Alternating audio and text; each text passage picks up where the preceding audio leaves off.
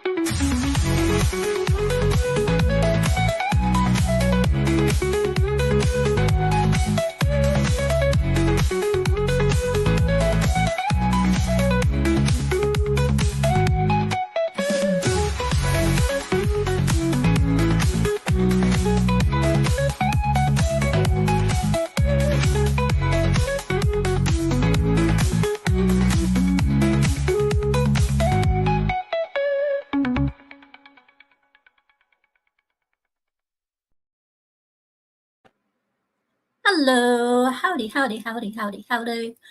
It is Scooby Pup, the pup with the most on the East Coast. As you can tell, got my wonderful little co-host right next to me, Mr. Stark of Iron. Say hello. Why, hello there.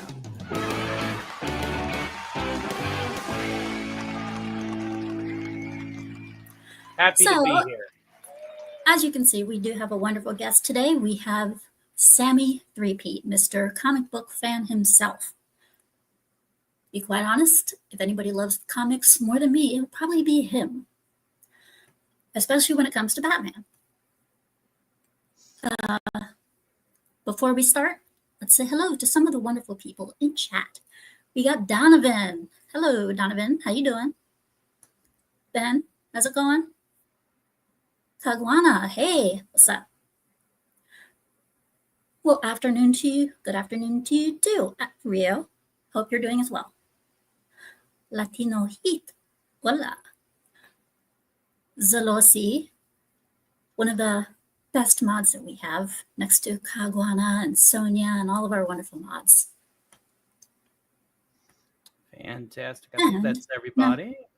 Yes, Tony, you're Oh, great. nope, we got Gaming Mason. Hail to you, sir. Oh, yeah, and Gaming Mason, one of my Kagawana. Wrenching yes, as one of always. my frequent watchers, especially when I do Scooby Pup Barcade. He's always there watching me game. So, fantastic. yes. So without further ado, let's bring out our guest of honor. All right. Do you want to roll?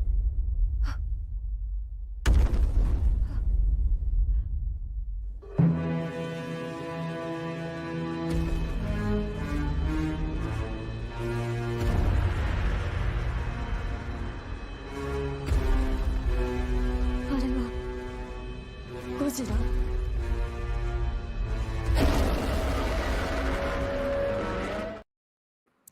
Daddy's home. Daddy's home.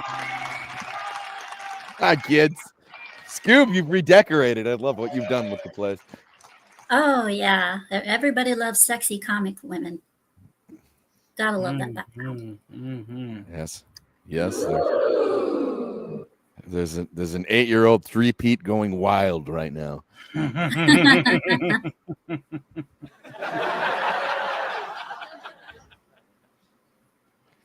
As you can see, like I said, we got your Batman up there. Batman. Yep, Batman's definitely in my top 3 for sure. And then Superman, Spider-Man. I'm pretty much like like your basic bitch when it comes to But if it ain't broke, Well, before we get started into things, tell people what it is you like to do and what you're all about.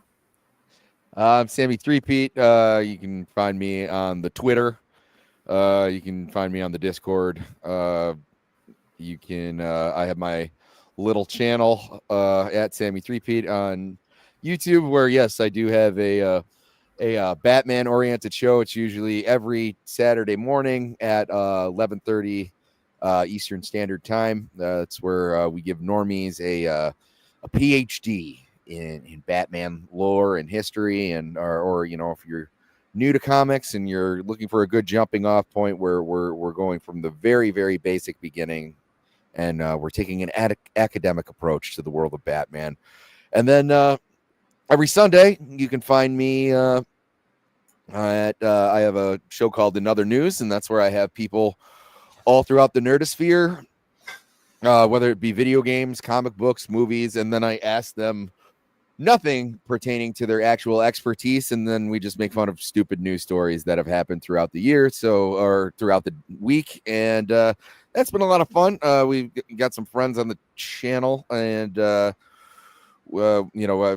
had a lot of fun guests, but it's Me being one of them. Yes, you were one of my early guests. I believe I was your first guest too. So, I gotta love that interwebs. For both of you. Yeah, Sammy was my very first guest on PAWCAST.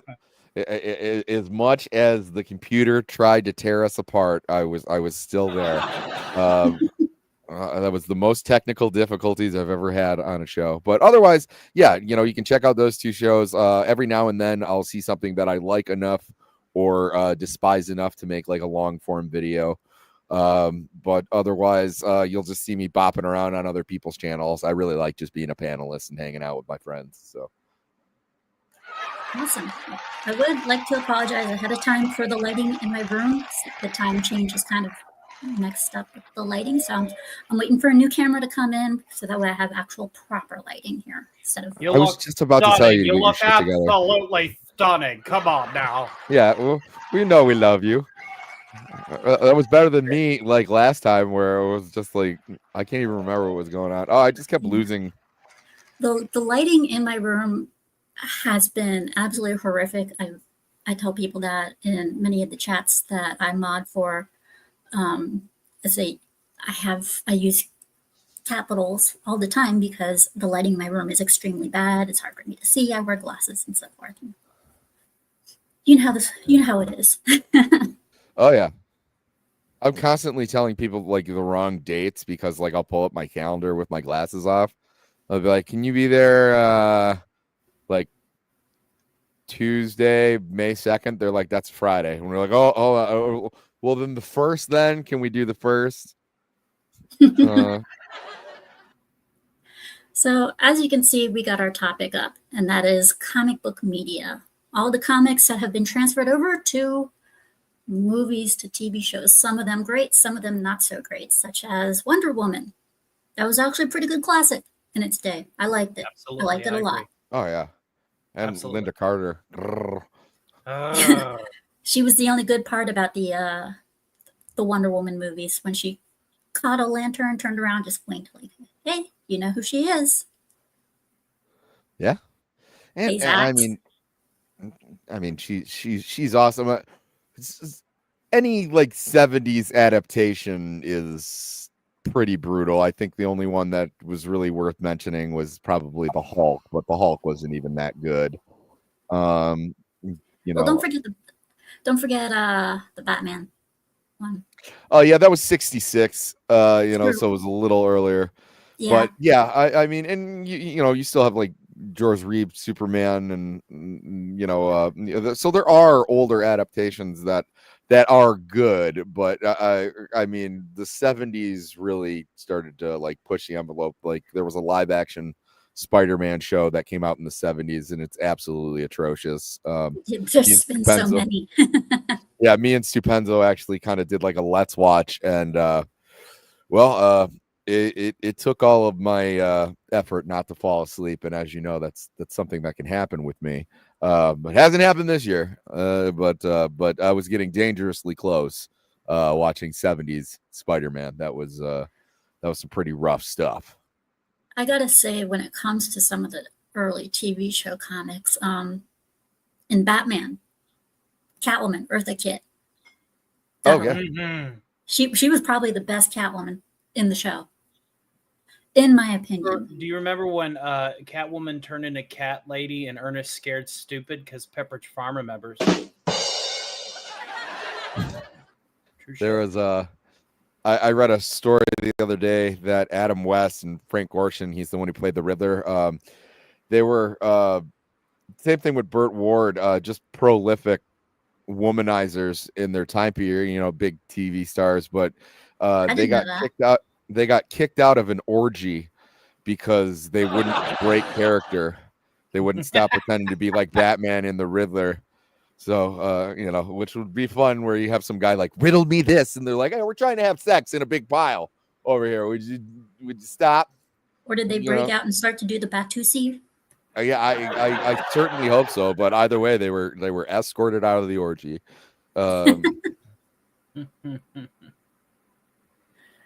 Well, don't expect me to follow that with a one-liner. It's your show. That's insane. That is pretty good. As far as thank you, sir. Thank you.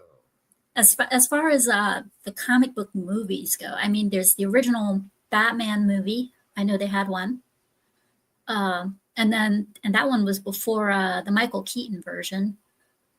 Yeah, they had the Batman 66 kind of, which basically was just a giant episode of the television show, but you know, they had everybody there.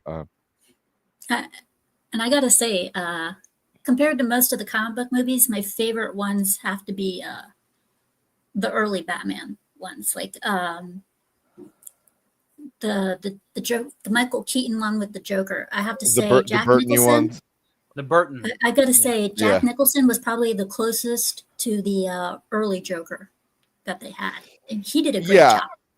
So I try to explain this to people, you know, because there are certain aspects of Michael Keaton's Batman, especially in that performance, where I was like, they're like, oh, he kills people, he does this, and I was like, you know, early Batman killed people, and this was kind of an exploration of like the golden age comics. You know, it's set in like an indeterminate time period. There's a lot of you know, a lot of Gothic buildings, a lot of Art Deco, and you know, another thing too is it's a one shot. They weren't really expecting to get a sequel, so you know, that's kind of like it's wrapped up in its little bow, and that's when it started the terrible trend of killing off your villains at the end of the story, when you know, really the last person you really don't want to kill off is the Joker.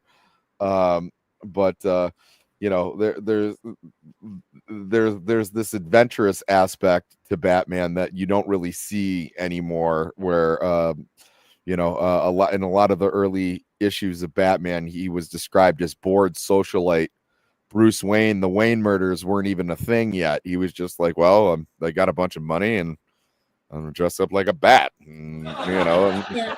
One thing I liked also, the Jack Nicholson Joker is, in the early Joker, he was known for killing people with a smile, and in the Michael Keaton version, 1989, that's how they died. They always died with a smile. Yes, they you know, that was the thing. You know, you would have his jokes were funny. And Well, his and that's jokes were another thing too. yeah, You know, his he jokes were should make funny. you Like when laugh, but you Batman, should feel uncomfortable because he's going to kill you.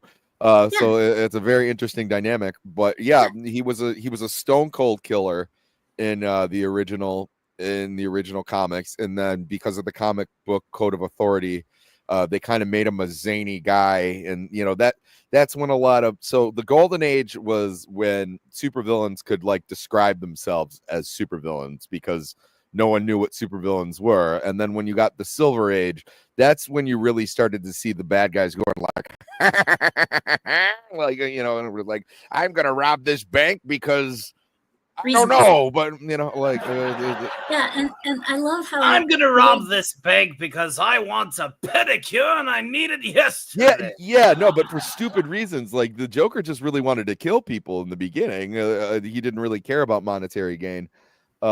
And no, then very much he so that wanted his own thing, and that's what I loved about the Joker and Michael Keaton's. He was legitimately funny, and he was weird. And oh yeah, he says shit in there that I was like, I don't even know what he's referencing, or you know, I'm of a mind to make some moogie, and you're like, what? What does that mean? like especially when Batman uses his batarang and things like that.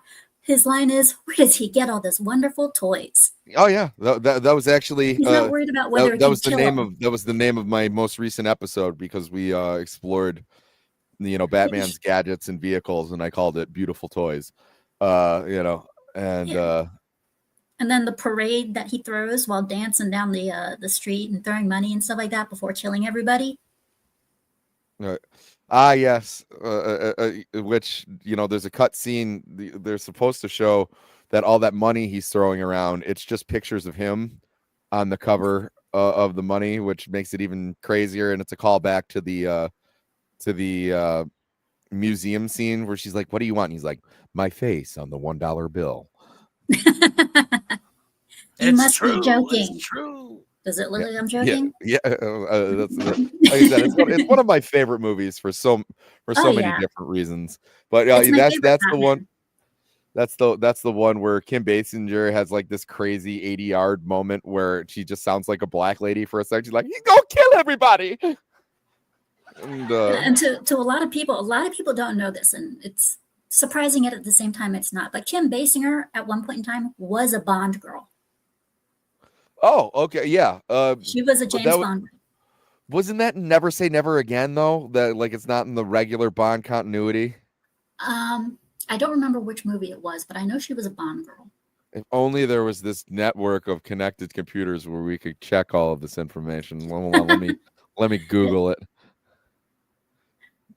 Damn it! Now I have to spell I know that if Basinger. Nerd was here, we'd immediately get the look of he's searching. Yep, Never Say Never Again. Look at me. 3Peat's encyclopedic knowledge strikes again. I don't even like that movie. It's just a terrible remake of Thunderball. Wonder But Woman, like I said, I loved the show, but what did you think of the Gal Gadot? What did you think of I her liked version?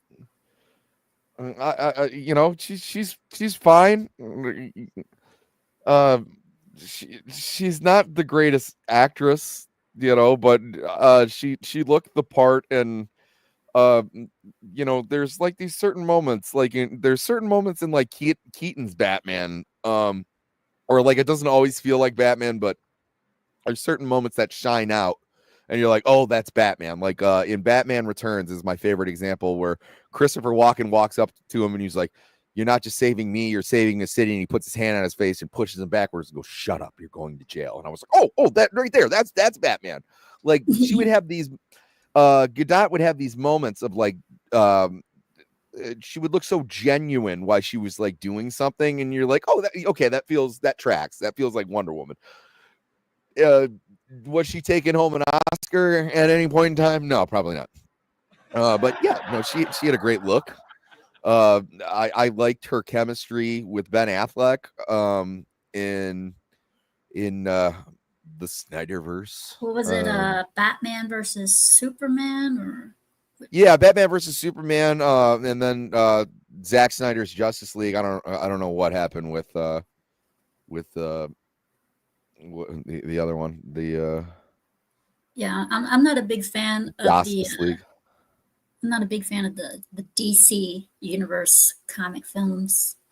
No, Or at least I They're have animated. problems. 3 dimensions is obviously too hard for the fine folks. Yeah, I agree.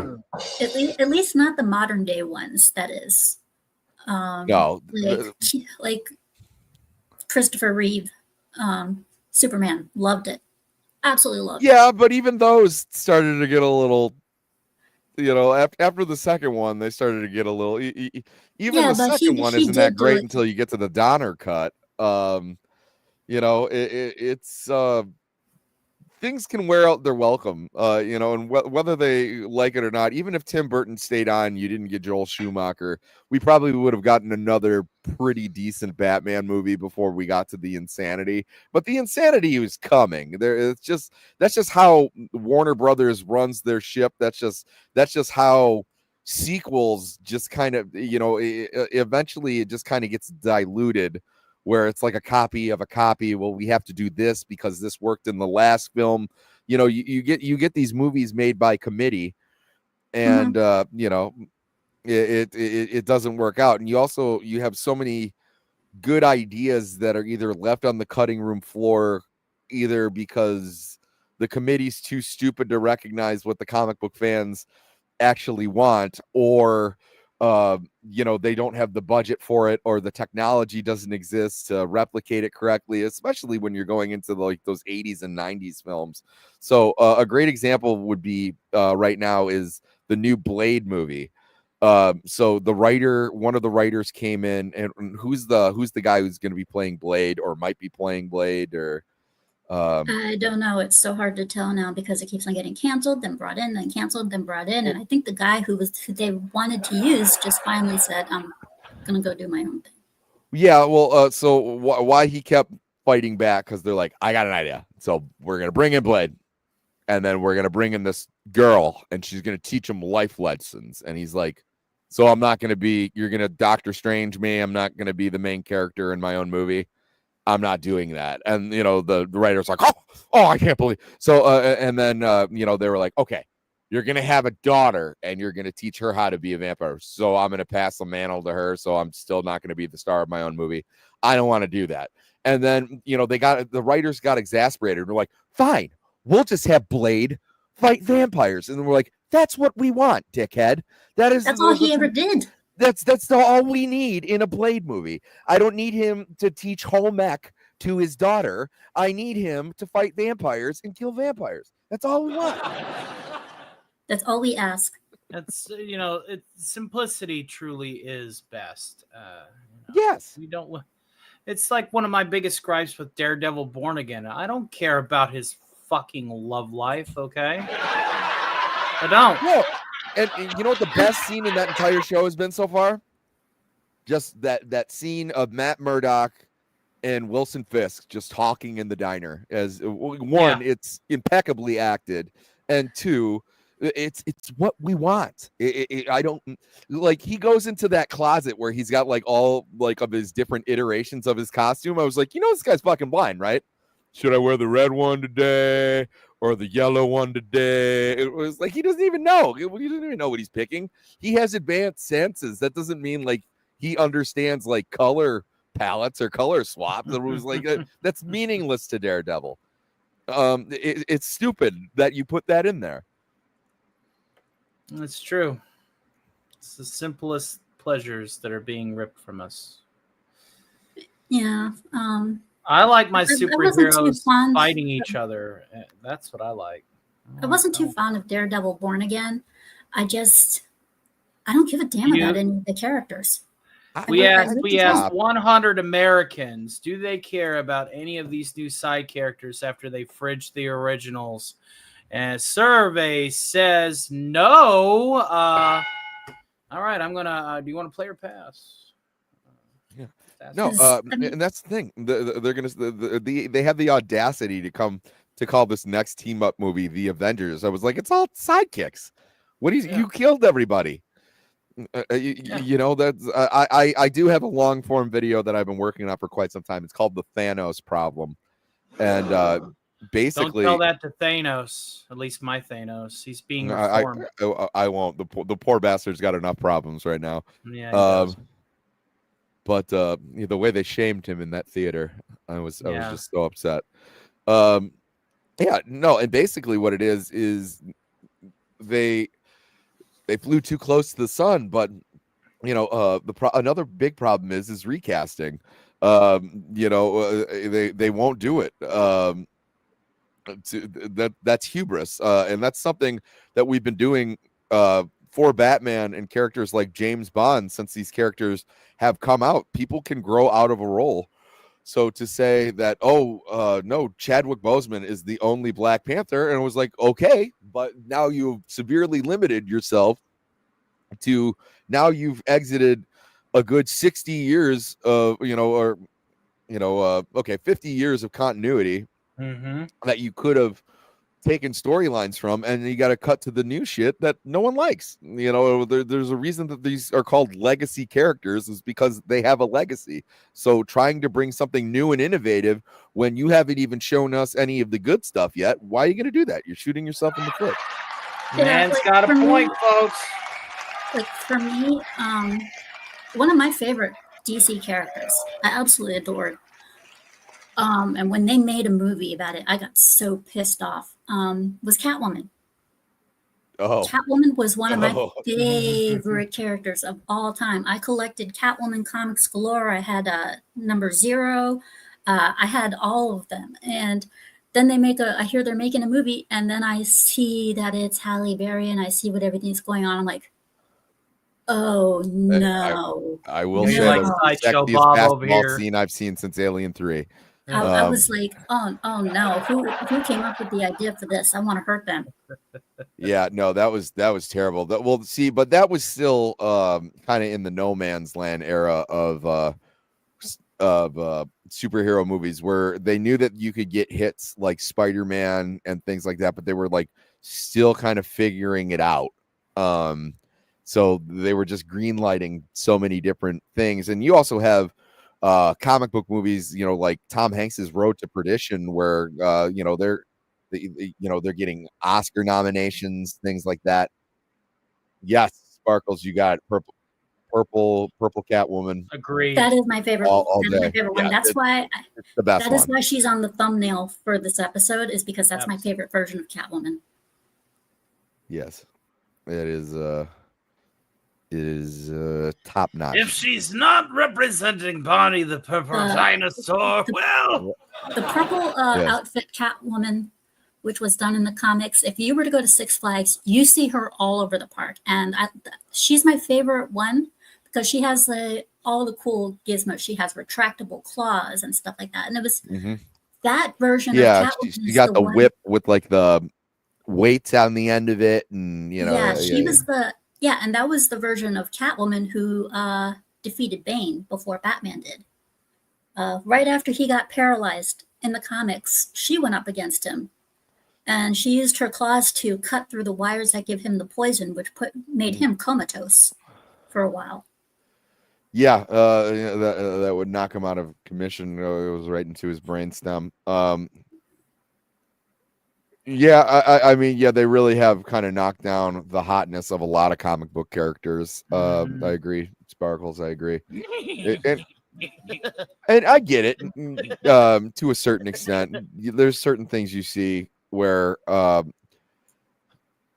a lot of things that and it's these big wig companies where I'm sure there's some dipshit going into the boardroom talking about synergy. So, the comics need to reflect what's going on in the films or in the television. Or it was like, well, this costume isn't realistic. We have to change that up. And it was like, okay, well, when we saw Gal Gadot, it was like, you can obviously kind of do something similar where, I don't think going out wearing like a one-piece bathing suit is probably the most ideal costume to fight crime. But boy, does it look cool. But they I didn't even Captain Marvel. Hathaway. Huh? I didn't even like Anne Hathaway's version of Catwoman. I really didn't. I thought she did fine for what the movie was. I'm not particularly fond of Dark Knight Rises. There's a lot of problems in that movie no one wants to talk about. But a lot of it was they just really kind of didn't know what to do after Heath Ledger died, and I don't blame them. And that was also the movie that Christopher Nolan realized. He's like, oh, I can have characters like with mumbly mouth just speaking, and and it was like, oh, this is gonna be fun. I can have a whole character, and he's like, I'll put out Tenet where they're all wearing masks. And sacred bond, Mr. UPS man. That's right. Our marriage is very sacred, Mr. UPS man. But yeah, some of the costumes and stuff actually really worked. Like with Wonder Woman, that worked very well.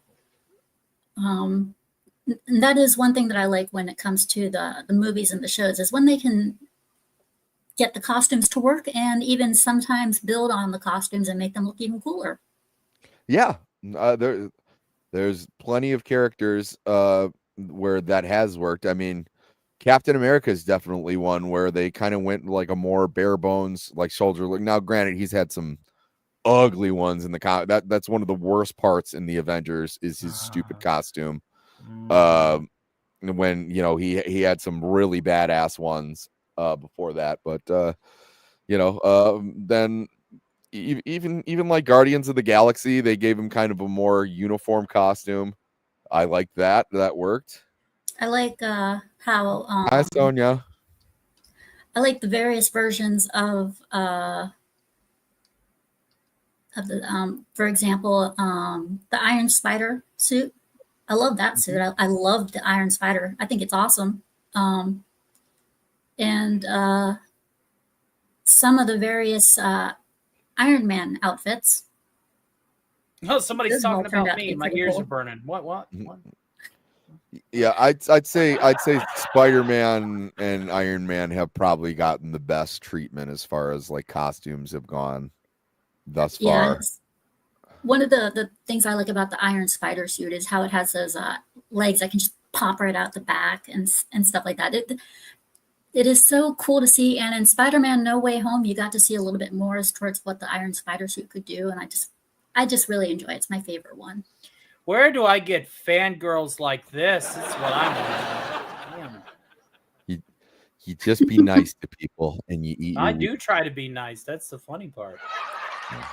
Good to see you, Sonia. Hopefully life is treating you well. Sonia, one of the best mods out there. Yes, and I agree. A lot of people hate on the Spawn costume, but like for a 1997 movie, I thought it looked awesome. Yeah, I the loved the movie 1997. had good production value. It was a good value for the budget that it had. I liked the 1997 movie. I just didn't like John Leguizamo. Yeah, I never really liked John Leguizamo. He wasn't really right for the character. No, his character was so damn annoying. I'm sorry. Mm-hmm.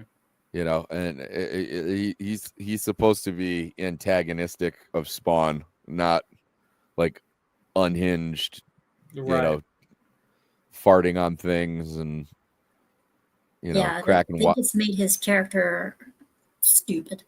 If you watch like the HBO cartoon, there's like a night and day difference. He's just kind of like this chubby little clown that comes up and he's like giggling to himself and saying things that would really irk you, because he wants to get a violent rise out of it. It was like I don't think I'd be violently annoyed with John Leguizamo. I'd just be like, get out of here, John Leguizamo. You're kind of a dork. Step on you.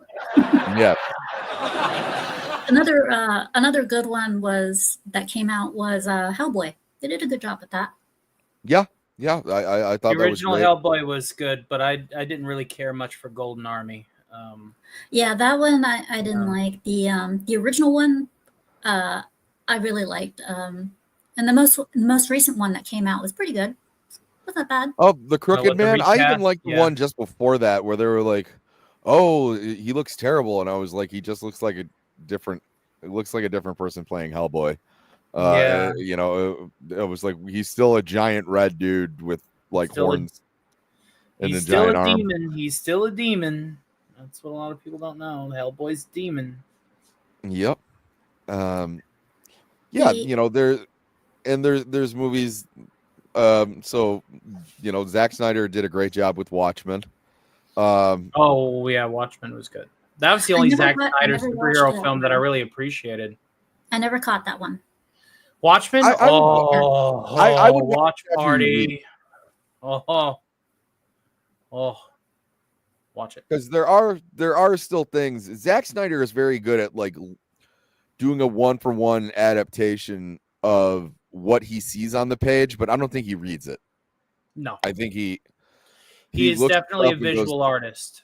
Yeah, and he looks at thing and goes, "That was cool. Let's put that in there." So, just before Batman v Superman dropped, they showed Batman in like the armor that he fights Superman in, and then he had like the whole monologue that Bruce gives in The Dark Knight Returns, and there's none of that in the movie. So he doesn't understand why it's cool Bruce is saying these things or what led up to that and all that. He just knows that people like it and visually it's striking, so he wants to put it in there. He understands none of the nuance of why it was in there. It's kind of unfortunate where, like, I always kind of describe, like, Zack Snyder, he doesn't put anything in his film until like he sits on a beach and smokes weed with a couple of his buddies, and they pass around the acoustic guitar and they all play Wonderwall, and then he's like, and it's gonna stop Batman from like punching Superman, and he's gonna say Martha, and it's gonna be like, oh my god, that's his mom's name, bro. Holy shit, that's amazing. Do it for Martha. Do it for Martha. And then all of his Snyder bro buddies are going like, oh, that's just fucking wild. That's incredible, dude. Like, yeah, everybody was like eating their fingernails to the quick. They were eating their fingernails to the quick over it. Like, and then you have the Snyder fans out in the theaters with little cardboard things. Release the Snyder cut. Release the Snyder cut. And we did, and guess what? It was a dud. I don't care that it was in black and white. All right, like, yeah, it was much better than what we got, but the Justice League cut is awful. So like, oh, we took something that was awful and made it like less awful. That doesn't mean it doesn't work. And like, there's things that was like, oh, so you mean to tell me that Martian Manhunter's like been around since Man of Steel and just decided to do nothing? Or that there are Metropolis was getting flattened. No, my favorite one, and I will never forgive Zack Snyder for this, is like, so you put Metropolis and Gotham City separated by a river. Like, what is, like, Superman a vampire? He can't fly over the river. You have one of the most crime-ridden cities, and then you have, because like, if I was a criminal and I wanted to like dress up, like, I'm not gonna start in Metropolis. Superman's like a tough cookie, right? You're gonna go against the guy who's got no superpowers. Now, granted, you don't know that guy's gonna break both of your legs, and Superman's just gonna like pick you up and go, stop it, and shake his finger at you. Well, of course, there have been those exceptions of in the cartoons, for example, where the Joker once shot Superman with a kryptonite bullet. Oh yeah. That was pretty cool. I would neither confirm nor deny that was actually just done with spray paint, and it was very much a placebo effect. It was a placebo. He didn't know. Give it time. Everybody shoots Superman with a kryptonite bullet at some point in time, or they have some sort of kryptonite laser beam, or kryptonite for being so rare. It just happens that everybody and their mother has. Yeah. It's the worst kept secret. But that's a lot. That goes back to the Silver Age, where all of a sudden you don't just have kryptonite, you have red kryptonite, green kryptonite, pink kryptonite, pink kryptonite, which turns Superman gay. You know what?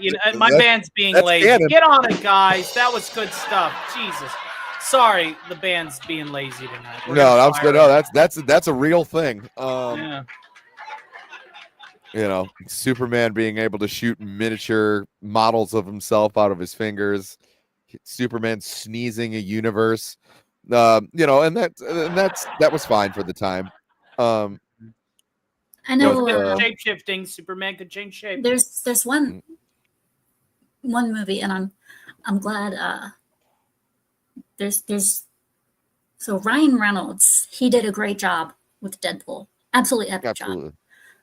What I love is that he owned up to the mistake he made with Green Lantern while playing Deadpool.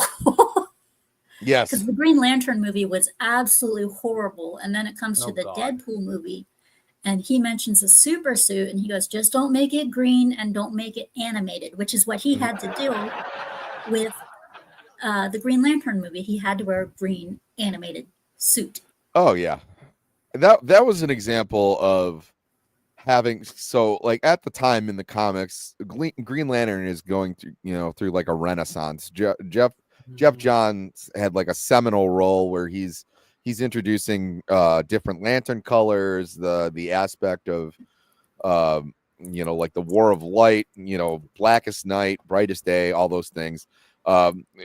Really talking about exploring like the yellow impurity and parallax and like why the Golden Age Green Lantern, it was more magic. You didn't get into the space cop thing, but you know, his ring had control over anything unless it was made out of wood, which, you know, when you're fighting base level, street level characters, like that works out, because, you know, like if you're coming up to a bunch of hoodlums, one of them's gonna have like a baseball bat, right? Like, and then if you can't block that with your things, so, you know, they might have a good shot, or someone could fire a wooden arrow at them, or, you know, so that was good for the time. And then when they got into the Silver Age, then you got more of the space cop. But the thing that Green Lantern didn't have power over was anything that was yellow, and that was like never explained.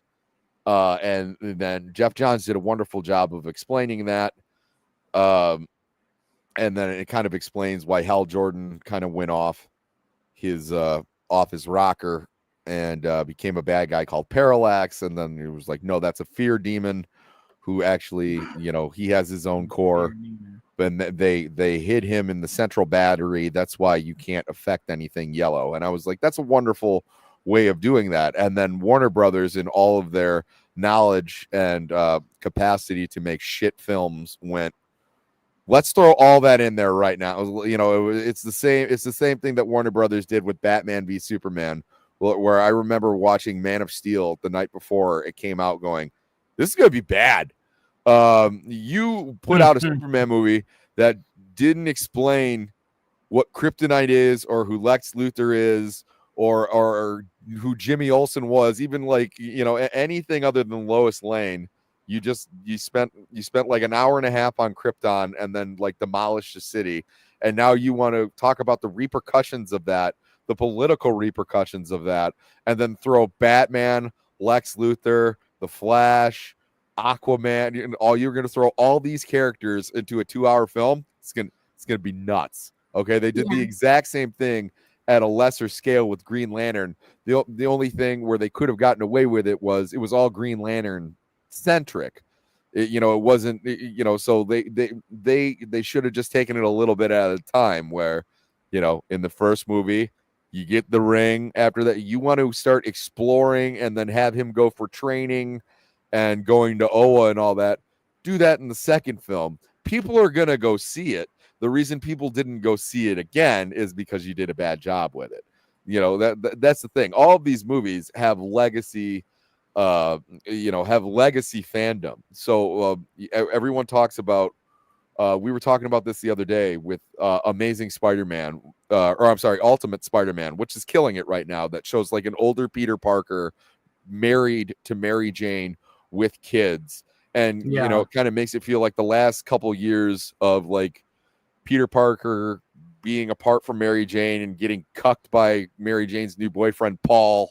Like, that all just feels like a bad dream. And then you talk to the editor and all his hubris, and he's like, well, no, Ultimate Spider-Man is selling, but Amazing Spider-Man is still selling as well. So there's not as people clamoring for that as what you think. It was like, no, this is not the main continuity, and people are buying it just as much as the continuity.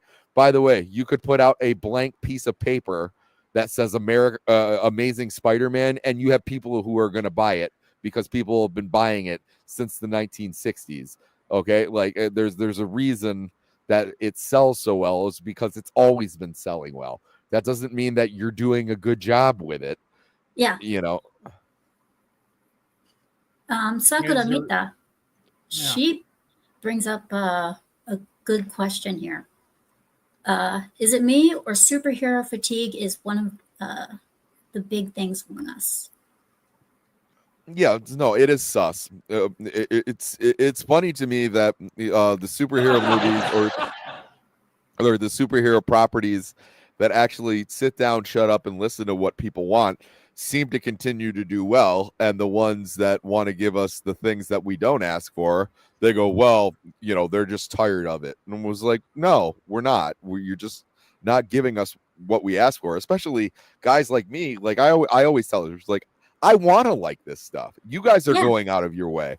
You know, and then the hubris to go, oh, we didn't make this for you. In what other occupation, if you worked at Subway and some guy walks in and goes, here's the Italian classic, and you go, yeah, I made you the, you know, Asian chicken and onion, I didn't make it for you, you would be fired immediately. You know, it was like, so if people are asking you to do a certain thing, well, then do it, because these people are going to reward you with their money.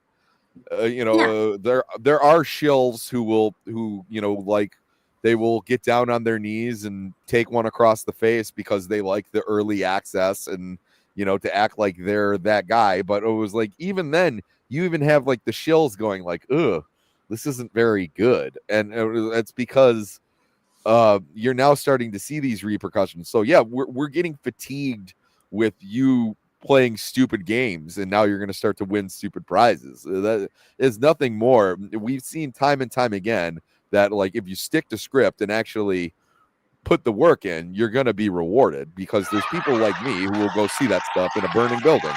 Yes, very much so. For example, I mean, for me, I do not have any faith in the upcoming Thunderbolts or Fantastic Four. I forget Thunderbolts is not something that I don't see. Nobody asked for Thunderbolts, and everybody knows it's just going to be basically a dollar store version of the Avengers. And the Fantastic Four. What the new Avengers is going to be? It was just a dollar store version of the Avengers. Yeah, and the well, I'll buy that for $1. And the Fantastic Four, I have no faith in whatsoever. And to be quite honest, I think the previous Fantastic Four movies with Ian Griffith, I think those ones were fine. The ones that Disney's making right now, those ones look like a total screw up coming. No, I completely agree. And there was a couple things that I was saying for a long time. The only way that thanks, Shield. The only way that they were going to do it correctly is if they kind of did these characters like time displaced. But they're going to be dimensionally displaced. I've already got some intel on what's going on with the but I mean, it dimensionally displaced. But obviously, if you look at their dimension, it's kind of from a bygone era. But you know, it has nothing to do with that. I have no faith in Pedro Pascal. You know, I'm sick of seeing him in things. You know, when you say things like, well, Susan Storm's going to be the real leader of the team. Listen, I'm all fine with like women doing stuff. Women can do stuff. Okay. You know what women don't need to do is women don't need to show their what do they call it? Their agency by taking something that was run by a man and then just like hijacking it. Like that's not there's already female characters. You can do that. So there's a reason that they call Reed Richards Mr. Fantastic. He's like the smartest man alive. Now, I've never won a game of chess against him. That's true shit. Yeah, well, yeah. I will say this for the smartest man alive in Doctor Strange Multiverse of Madness, he did a lot of stupid things. Yes, because you have there was a lot of stupid things in that movie. Oh yes, the entire movie was stupid. Yes, it should not have existed in the first place. Oh, I mean, Doctor Strange has been making some dumb choices anyway. Even like in Spider-Man No Way Home, it was like, "Hey, how about I want everyone to forget who Spider-Man is." Roll credits. That's the one thing. You're done. I think personally, I think that Disney saw the success of No Way Home financial wise. They made a lot of money from No Way Home. Now, in my opinion, I think Disney saw the success of No Way Home and figured, hey, let's go for the multiverse. Let's head for that now. When really they should have just left it at that and continued on with something different. Yeah, so you're getting these multiverse problems, but even I watched that what is it? That new cartoon that just came out. And so now you're even taking the stuff that you thought was a success for you and you're throwing it out the window because there's characters that they established in No Way Home being from alternate universes where Peter's like, well, who is this person? I've never seen this person. And was like, well, no, apparently you did in your early interact. So there's a Doc Ock in your universe. You fought that person. You've seen who Daredevil is. Why are these characters coming as a surprise to you now? Did you get spider amnesia, or That's because Peter Parker in the MCU is supposed to be Tony's adopted son. That there is no extended universe going on with the Tom Holland Spider-Man, which was ultimately the problem that was rectified, at least spiritually, with the Great Loss. Every Peter Parker has to have a great loss to understand the scope and the gravity of having the ability to save people and to have this responsibility to do so. Which is why I understand that. He's been pandered to. Tom Holland Spider-Man's been absolutely pandered to, and so because he's been pandered to, when he, Happy Hogan giving him money, Tony giving him money, hooking him up with an Iron Spider suit, like all this stuff ultimately really made the Tom Holland Spider-Man. The only saving grace he had was a smart mouth, because Spider-Man has a smart mouth. In any other instance, that version of Spider-Man was just a facsimile, a hollow shell of himself. And at least Sony did something with it by going, hey, forget the MCU for a second. That's the one no, thing but I'm like talking about in this new cartoon. It starts. Oh, in the cartoon. Oh, I'm sorry. What I'm going at is so they just, even though they brought it kind of back to the status quo at the end. Hold on a second. Which cartoon are we talking about? Are we talking about the Spider-Verse with Miles Morales? Oh, or are we talking about the Friendly Neighborhood Spider-Man? Friendly Neighborhood. Okay. The one that just came out with Black Norman Osborn and lesbian Asian Latina lesbian, Doc Connors and what'd you say? But so here's a great example of that's supposed to be Tom Holland Spider-Man, correct? No, that's not Tom Holland's Spider-Man. I'm pretty sure it is. No, Tom Holland's Spider-Man is quite different. Tom Holland's Spider-Man, he has been pampered to, yes, and when his Aunt May died, that's when his world came crashing in. It all Yes, him. but Yeah. on this is supposed to be his freshman year of high school when he gets his powers. Yeah, but Tom Holland's Spider-Man Oh, was about so to this go is off a to college. prequel? This is a yes. this is This a cartoon prequel is a with- prequel. What the fuck? Are you kidding me? This is why I'm telling you that it's so world breaking. So, how does Spider-Man get his powers in the new Spider-Man show? A spider goes through like one of Doctor Strange's like weird portal things as there's like a fight in front of the high school, and then it bites his neck. Well, then in Endgame, he goes up to Spider-Man and he's like, well, I'm Doctor Strange. And he's like, oh, we're using our made up names. You should know who the fuck Doctor Strange is. Because you saw Doctor Strange fighting in front of you on your first day of high school, dipshit. You should know who that is. Toxin goes on to say, no, it was a prequel, but they changed their minds at the end. Okay, yeah, I was like, they had giant what if. In a giant what if. Oh, okay.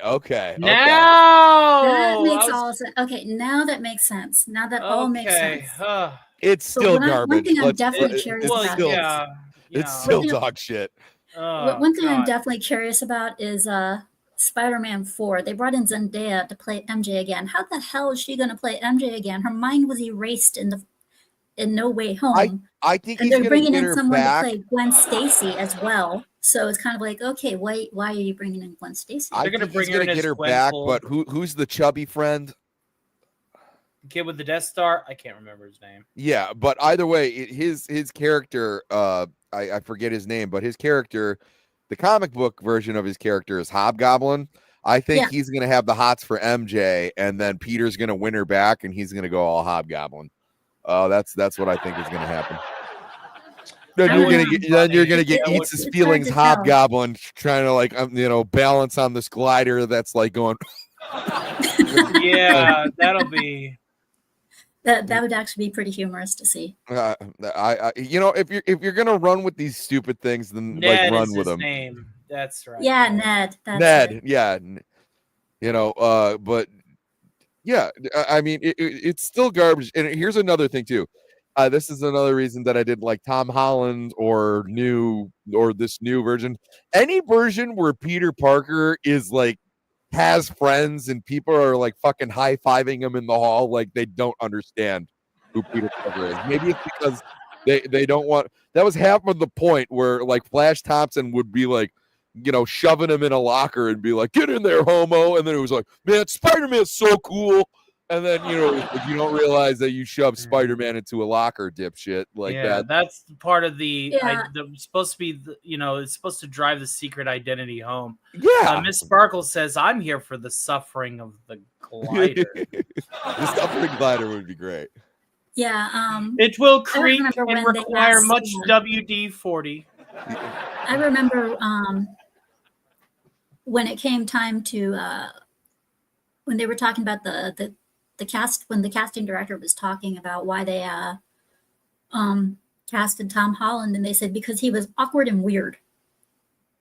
And he does. There's parts where it shines through. Yeah, and they said, especially with the smart aleck mouth. Yeah, they said he was awkward, he was weird, he was the right age. And so they said, the right age to play a high schooler. Yeah.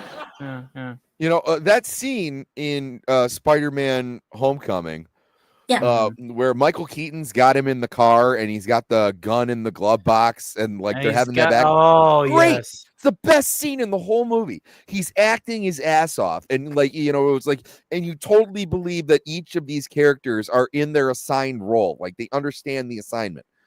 I'm willing to forego a lot of those things that where I'm going, that's not really Spider-Man, because like you got moments like that, and then all of a sudden they just started throwing it out the window to look and see what the MCU on the whole needs. But what the MCU on the whole needs is Spider-Man to actually be Spider-Man, because that's your flagship character. Okay, so you need that character done correctly. And then you build around that. You don't turn him into this malleable thing where you can hammer him here and hammer him there, because Spider-Man is like an absolute in Marvel Comics. Like Spider-Man is kind of like when Captain America says we do something, people follow what Captain America says, because Captain America is an absolute in the MCU. You know what I mean? Or in Marvel, I shouldn't really say the MCU. It's in Marvel, period. Captain America is supposed to be the big blue Boy Scout is for DC. That's what, you know, even in the mashups where it was like Marvel DC, like, you know, they were like, you know, he was like, hey, we need a strategy, and Superman's like, Captain America, what do you think? You know, it was like, that's the guy.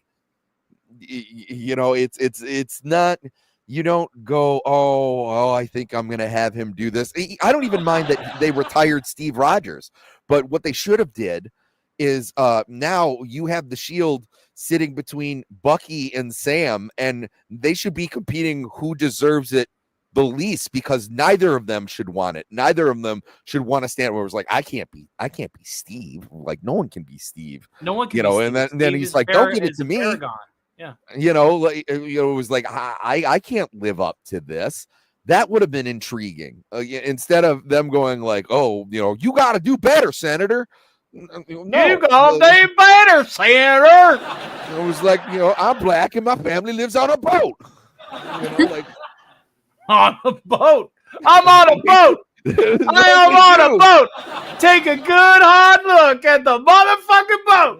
It was like, who gives a fuck about Sam's family on the shrimping boat? Even if you wanted to explore the you know, the black Captain America that they tried, who was like basically in the Tuskegee experiments, and talk about what it might mean for a black person to take up the mantle of Captain America, you did that wrong. You managed to fuck that up as well, because that's an inherently interesting question. Sammy, I want to thank you, sir. I'm writing it in my notes right now. I'm going to write my next parody song is going to be about Sam and his boat.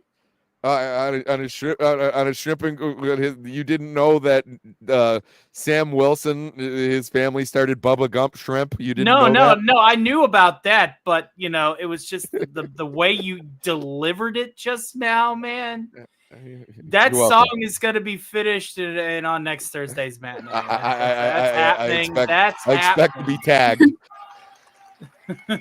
No, but so like there are these interesting questions that you can ask. It's something that they explored kind of in Captain, what is it, Falcon and Winter Soldier, and then they changed it to Falcon Captain America, is, you know, what happens to these people who were gone for 5 years who got blipped in? That's great, but that, you know, that wasn't what we were expecting. And then you tried to make it this like Antifa thing where, you know, you've managed to sully all these interesting questions. Like, you ask interesting questions and then you give us boring answers, all because you want to be on the right side of history. There are people, these writers don't understand nuance anymore, where there's plenty of social issues and things in comics, especially in like old school comics. Like, I'm talking about like the Lee Ditka Spider-Man comics. Like, there's parts where they're like, hey, are you gonna come to the protest? And, you know, like, Spider-Man's like, well, I don't want to go to the protest. They're like, hey, if you come to our protest, we'll go to your protest. Which, by the way, says two things to me. One, college kids have always been fucking annoying. And two, you know, like, even at the time, there was something to protest about. You could argue more that there were things to protest about. That didn't all of a sudden take over and be the most important thing in the comic. But no, Peter Parker is walking across his college, and there happens to be a protest, and he's like, no, I'm late for class. But you know that thing is going on now. You've established that it's there. You didn't turn it into this grandiose thing where in the middle of your video game you have a Black Lives Matter flag, or you know what I mean? It was like they didn't shove it down your throat. Yeah. You go, oh. Unlike the video game for Spider-Man. Exactly. Oh, God. 100%. Whenever they did that shit. Yeah, and they had to remove all of it from the game. That was insane. The LGBTQ flags. They had to remove that stuff. Yeah, that was a mod. Someone did that, and they had like a huge problem with it. They replaced it with an American flag. It's the only flag that you're allowed to burn and hate. Ridiculous to me. So whenever I see like, oh, this guy, he was putting bacon in the Quran, I was like, looks like peaceful protest. He didn't set anything on fire. I'm assuming Muslims don't like it. I kind of feel the same way when you burn down a church, you crazies. To get onto another topic. Good segue.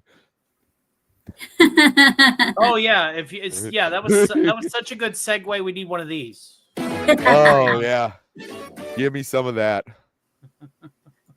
Hey, we're still on comics, so I'm fine. oh man, my main problem with this first with the first preview is, who do you think you are to take a John Williams score and play it on guitar? No, that needs to be fully orchestrated, you monsters. Mm-hmm. I agree. Yeah, when I saw the picture of the dog, the first thing that came to my mind was, wait a minute, isn't Crypto a Labrador? Because in the comics and everything like that, he's always white shown lab. as a white lab. White lab. Yeah, And he's this a is white lag. white mutt. Sometimes I've seen him a little scruffier. But yeah, for the most part, he's kind of the clean cut white lab. And this is a scruffy mutt. Yeah. Dino Mutt is stepping in. Is this their way of saying mutts can be powerful too? Yeah. This is about colonialism. Political grandstanding on behalf of the dog. Yep. Go figure. I wish they'd used David. So do I. That would have been amazing. Song. Oh God, yeah. That's what of all of the Bowie tracks that I can perform. That's one. David Bowie's my absolute favorite singer. Oh, Scooby, you know what to do. Send a $2 super chat. I'll sing you some Bowie. Anyways, so yeah, not really a lot is known about the new Superman movie, other than he's trying to reconcile things between Krypton and his adoptive family. Mm-hmm. Yeah, I mean, there's a lot of things that they need to touch on, and I'm worried, just like what we talked about with everything else. I should not be seeing Metamorpho or Mr. Terrific in Superman 1. Okay, right. I was like, I'm, and if they're in there, which they've already showed that they're in the preview and stuff, they should be there for like a second. You know, they're going to be bringing in like Red Tornado. Yeah, it is like, what are you doing? Like, I can understand seeing Crypto in there. I really can, because Crypto was there as a puppy with him. It was his childhood pet, so I can understand also seeing part Crypto of there. the Superman mythos. Yes, you know. To have. Hey, Sonia, that's got a question mark on it, so I don't know if that'll validate the link, but I got you. But appreciate you. They're introducing all these characters too quickly. I was like, if you're using this and starting with Superman, you need, and like they already have like Guy Gardner, who's like not even like the main Green Lantern. Like, now that's fine if you want to start with him, because they're space cops. You can allude that there's more of them, but you can't just throw everybody into the universe. You have to build it. So, like, when you saw Iron Man, you might saw hints about, when Tony had his movie, they didn't go, oh, he's stuck in whatever a stand. Let's call Thor, like right away. That was him getting. You had to build the universe before you have to establish a universe before you extend it. It's not a good idea to start dropping in all these characters at once. I'm sorry. I love I'm sorry, Sonia. I'm sorry. I'm so sorry. Please forgive me, please. Yeah, I think what the way they handled Iron Man, they should probably handle the same way with Superman. But it's just another origin story at that point. Iron Man was pretty solid start. I understand why they didn't want to make it just another origin story, or do we really need to talk about the pearls for the umpteenth time? Okay. No, I agree. Origin stories are done to death, but the problem is we don't need to see the pearls in slow motion again. But if you're gonna do that, then start us off where everybody's established. And like, if you don't know who that character is, look them up. Right. Yep. Okay. You don't need to add. Guess what? I'm going to be explaining it to my wife anyway. Yeah, let's just go ahead and have Superman be on the planet off screen to the point to where we have Red Tornado and Starro coming in for lunch. Okay, well, I mean, the picture is from, the picture is them sitting on a planet. So, have you guys ever seen the animated film Batman Superman Apocalypse? No, that's a great film. Great film. It's a great film, but the opening of that film. So what happens is there's like an asteroid that hits just outside of Gotham, and kryptonite shards are like falling all over the place, and they don't realize that it's Supergirl that has landed. But Batman is already at the bottom of Gotham Harbor, looking around, scanning. Superman's like doing his thing, and they're talking to each other. That's a great establishment. So we don't need to know who Batman and Superman are. We got it, but now it tells us everything that we need to know.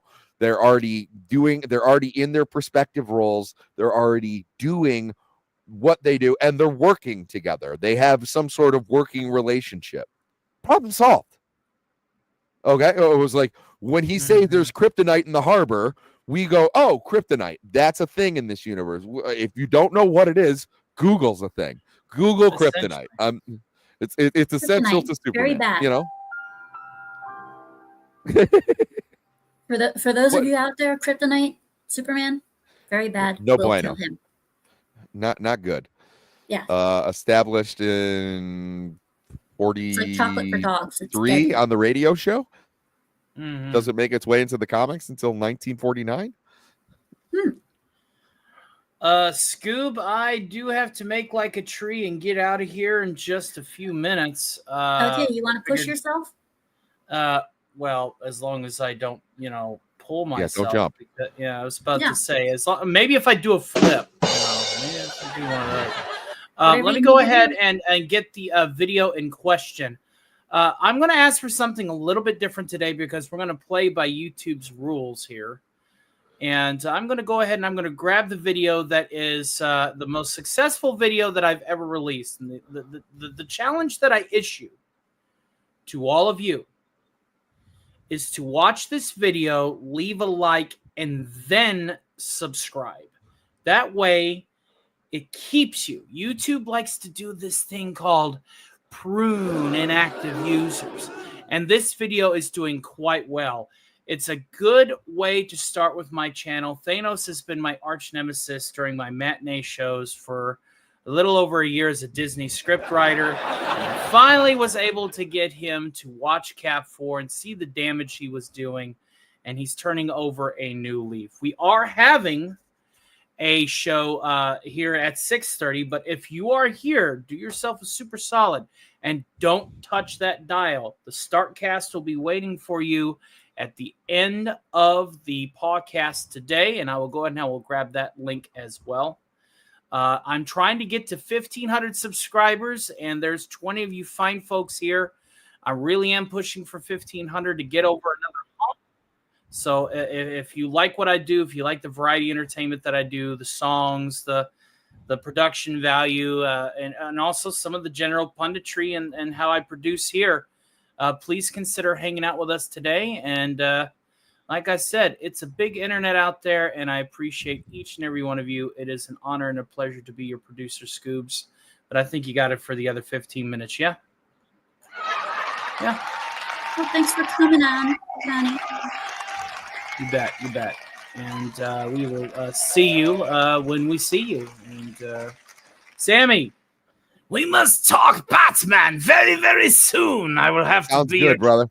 I'm going to have to be your character guest for the hour or so.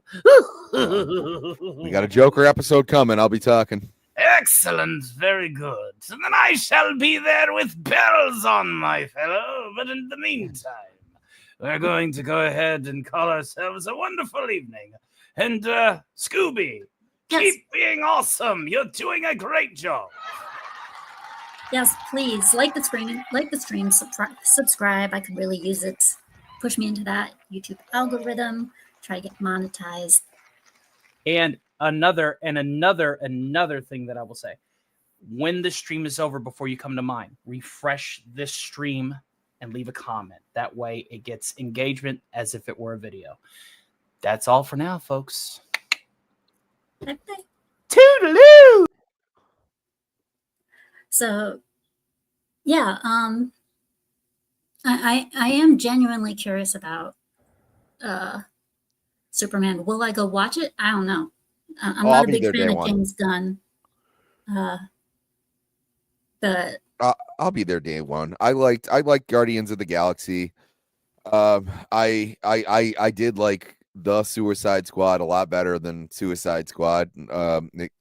It recognized itself as a medium where, you know, it was like, hey, let's throw in Starro the Conqueror. You know, it was like, I didn't see that coming.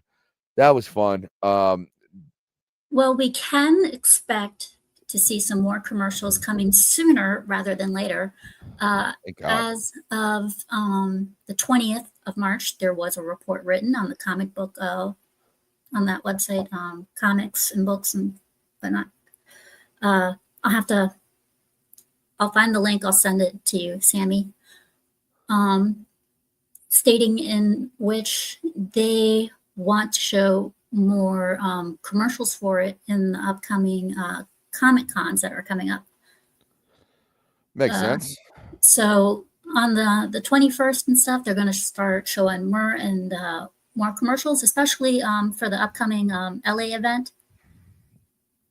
They're going to be having one. And what's that? The LA event, that convention that some of you guys intend on having a meetup for. I don't know. I'm just going to Vegas when everyone else. Yeah, they're having one for Vegas as well. They're having one in Vegas. Oh, is it CinemaCon? Yes.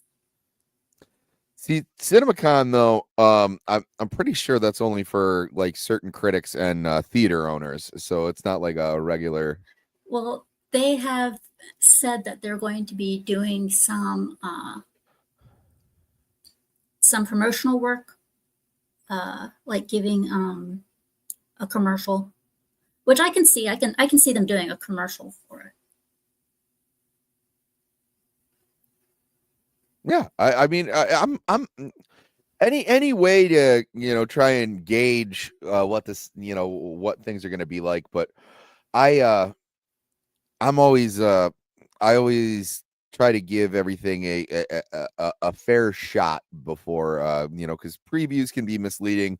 Previews can be completely the opposite of what you are expecting, whether that be intentional or studio meddling. Oh my god, I screwed up the word meddling in front of Scooby. But no, you know, there's terrible. Suicide Squad's a great example where you have like this really dark, ominous, serious movie, and then or like preview, and then the studio's like, Deadpool did really good, you should recut the film and make it funny like Deadpool. And the guy's like, what are you talking about? This is about super villain prisoners with a bomb in their neck they're being forced to work for the government. What's funny about that? And they're like, I don't know, you can make it funny. Harley Quinn's in it. And I hated Deadpool too. I really did. I did not like it at all. They got so much wrong with Deadpool 2. And I don't like the Cable stuff. No. Yeah, and what really irritated me is it had another comic book favorite of mine in there, and that they screwed up, and that was Domino. Oh yeah, they screwed up Domino. I liked seeing a comic accurate Juggernaut though. That was fun. Yeah, I was hoping to see a comic accurate Domino. Even the actress herself said, I wanted to wear the body paint. I wanted to look like Domino. And she said the director didn't want that. He wanted to show representation. Like you couldn't tell that was an African American woman if they painted her up. Like, come on, like these people are so stupid. That's what I get. It's always so ground level with them. Or And- like, oh, so black women aren't allowed to do anything but be black women. That's kind of upsetting. That's racist in its own right. Yeah, and to me, it's like she's known as Domino because, well, look at her. She looks like a fucking domino. Yeah. That's how she got the damn name. She looks like a fucking domino. Even her brother looks just like her. She was a failed experiment. Her brother was not.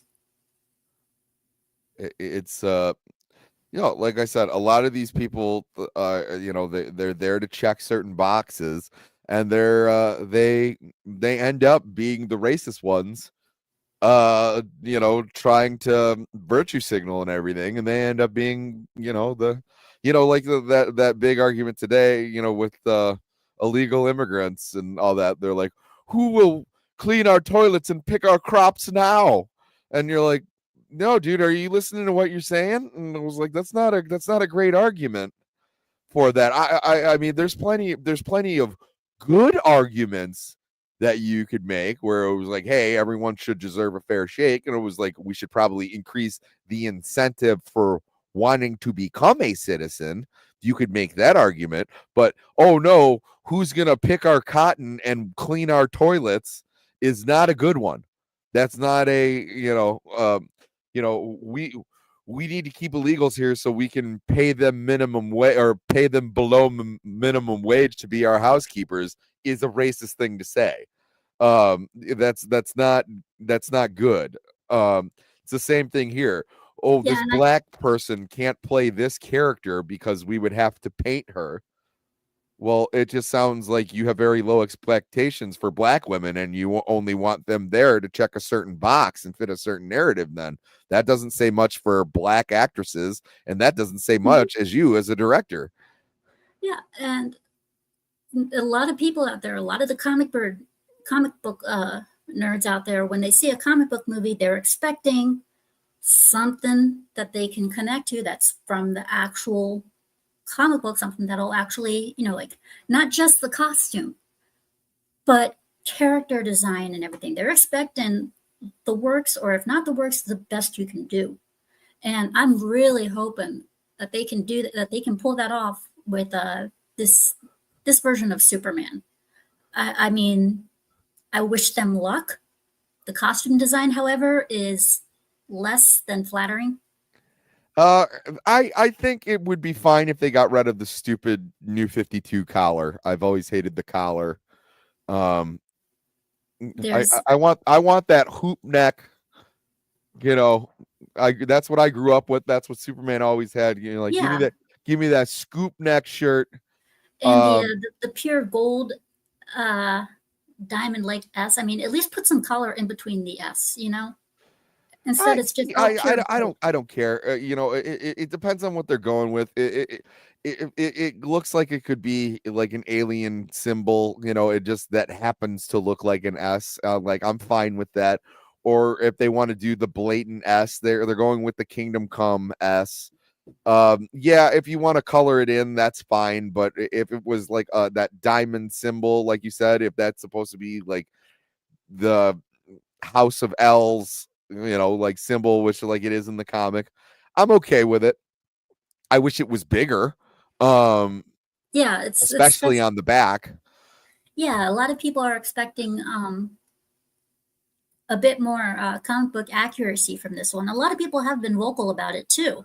Mm-hmm. And one thing I don't like is how they're saying how ill-fitting the suit looks, where a lot of those initial toxin bigger, especially in the back. Like on the cape, I want it to take up a little bit more. I want the symbol to take up a little bit more space here. Make it more noticeable. But there, one thing that I don't like is they're saying how ill-fitting it is when obviously those behind-the-scenes photos that we got, this suit is obviously zipped from the back and open and in between takes in what looks to be like a desert area. He has no control over that. A lot of these suits are fixed up in post where, you know, they add in a little bit more shading, a little bit, you know, to make it fit a little bit better. I just looks cheesy to me. It looks too uniform. Where, you know, now if you could go like the Lois and Clark New Adventures of Superman route, where like, you know, there's a bunch of different things, or what was that was pretty decent. That one was pretty decent. That was decent, but you also, even by the S, where you go, yeah, my mother made it for me, which, you know, sometimes is canon in the comics. Sometimes it's the clothes that, you know, or it's the blanket that he came with when he was a boy, or, you know, there's a bunch of different stories of how he got his suit. This one, the one that I like the least is probably in Scott Snyder's, where it was like, oh, this is like for your family, but this is this alien suit that just happened to be on this spaceship that you found. There's no personality to it like that, where it was like, so there's a bunch of other guys who were like running around in this uniform that just happens to be your alien clothing. Or it was like, now I granted it's specific to the House of L, but I don't like the uniform look. That's the big problem that I had with the New 52, is all of the costumes kind of had like the same like line scheme. I was like, so you're telling me that the King of Atlantis and the last son of Krypton, like, did they coordinate when they put their same looking costume together? Did they have a meeting with the Green Lanterns? Because it's all the same fucking costume. I gotta say, I expect the fight scenes to be better. Because, I do too. Because there was, I forget which Superman it was with Henry Cavill, where he went up against, you remember Christopher Reeves, where he went up against the three villains from Krypton. Oh, yes. And then Henry Cavill had to do the same in one of his movies. But yeah, that was Man of Steel. Yeah, for Man of Steel, the ending for that one was so lackluster. I mean, when it comes to the villains, especially the main one, spoiler alert, he just goes through all that and then just snaps his neck. It's like, really, whereas Christopher Reeve, it was, he stole their powers from them, imprisoned them, and then sent them to space. Well, he outsmarted them and sent them back where they came from, right? And that was all comic accurate. Like, the Phantom Zone has been around in the comics forever. Yeah. Man of Steel's Zod, I mean, Superman does kill Zod in the comics, but like, it's after like years and years and years of fighting. Superman would never like demolish half of a city the way that he did. Yeah, I mean, it was just explosion porn at that point. And now, granted, they were using Superman's want to protect people against him, but that you're missing the point of Superman is the Superman finds a way. Okay, like that wouldn't happen. And then people are like, well, it was his first bout, and it was like, well, then maybe you put in other battles before that, so we get the fact that this doesn't happen. Okay, don't make that his first going about as Superman. Okay, you've added too much gravity to the battle and didn't explain enough that was like, well, he usually saves the day. This time he met his match and the city got demolished because of the repercussions of that. Since you did not build that, that's not what we got. We got these aliens. One happened to be living here for quite some time, decided to fight and destroyed one of the most populous cities in America. And then for some reason, everyone was like, thank God this guy's here. Let's worship this guy. You know, it was really stupid how it was done. Yeah. You're right about the explosions. I mean, they had so many explosions in there. Michael Bay would have been proud. Yeah, I remember being bored in the theater going like, this is just gratuitous at this point. Like, it's not even fun. Yeah, so it's kind of like, I'm worried this is probably going to be overly goofy, because a look of Guardians of the Galaxy was pretty damn goofy. So I'm worried that this might be a little bit of an off balance movie. Like I think Now, it might be. I think it might get goofy at sometimes with you can added have comedy that goofiness in has wrong Superman. timing. But Yeah, at the that's what same, I'm worried about. yeah, Is wrong you need timing. to let a moment be a moment. Okay, Yeah, I was and like, the one thing I don't want is for Superman to like say something, and then all of a sudden like Jimmy Olsen busts in and gives like this quick one-liner. It was like, let a moment be a moment. yeah, There's time for a little bit of light humor. Like I would expect it, it's not going to feel like a Superman movie to me. And all good Superman movie or all good Superman media is I say this all the time is Lois should go like, Clark, where were you? Superman saved the day. And he was like, oh, I was just doing this. It was like, well, you missed the whole thing. Oh, I hope Superman knows how grateful we are. And then Clark Kent has that shit-eating grin on his face. He's like, oh, I think he knows, Lois. I think it was like that little corniness, cheapness is fine. Like you would expect that. They've been doing that Christopher since Reeve did it. yeah, they did it in the in the Fleischer cartoons, which is like probably the purest iteration of Superman. You can have And some lighthearted moments. Superman should be hopeful. It shouldn't be, I don't want them to start with like this bleakness that surrounded Zack Snyder's thing, where it was like everything was so goddamn dead serious. Like you're playing it like it's the French Connection or Dirty Harry. It was like, no, you should have little kids looking out of the window in wonder of the flying man who can stop yeah, the plane with one hand. That's what he's all about, is hope. yeah, like Christopher Reeve, for example. It got to the point where Lois got too suspicious that she almost freaking killed herself. Oh And yeah. and he was clever enough to try and work around it, which worked. I think I mean, in this is the the kind of first movie, cleverness that we need to see in a Superman movie. I'm pretty Someone who's sure in the quick and first witty. movie, there's the part where Clark is like racing a train, and Yeah, this girl is like, mommy, there's a man running faster than the train, and she's like slaps the kid up the back of the head and like, what did I say about lying? And I was like, oh, that's great. Like it was like, way to bring levity to the situation with child abuse. Brilliant. You know. that's a Is great way of putting it. but I'm saying in no way was it dark or what. The whole thing is lighthearted. There's this adventurous tone about it where you're like, you should be astonished, and be glad you live in a world where you believe men can fly. And that is the hopefulness that not only do I think this country needs at the time, that's the hopefulness that you need to build your universe around and keep that wonder there. And even when you go with Batman and you're going to try and do World's Finest, Batman is a different character when he's solo than when he's teaming up with Superman. It should be good cop, bad cop. And they should like bring out the best in each other, because they go about doing the same thing in two different ways. One can fly around and shoot lasers out of his eyes and is indestructible and is constantly hopeful because, nothing really hurts him. And the other guy is a little bit more serious because he was drawn to this by tragedy and not by inspiration. And they should play off one another.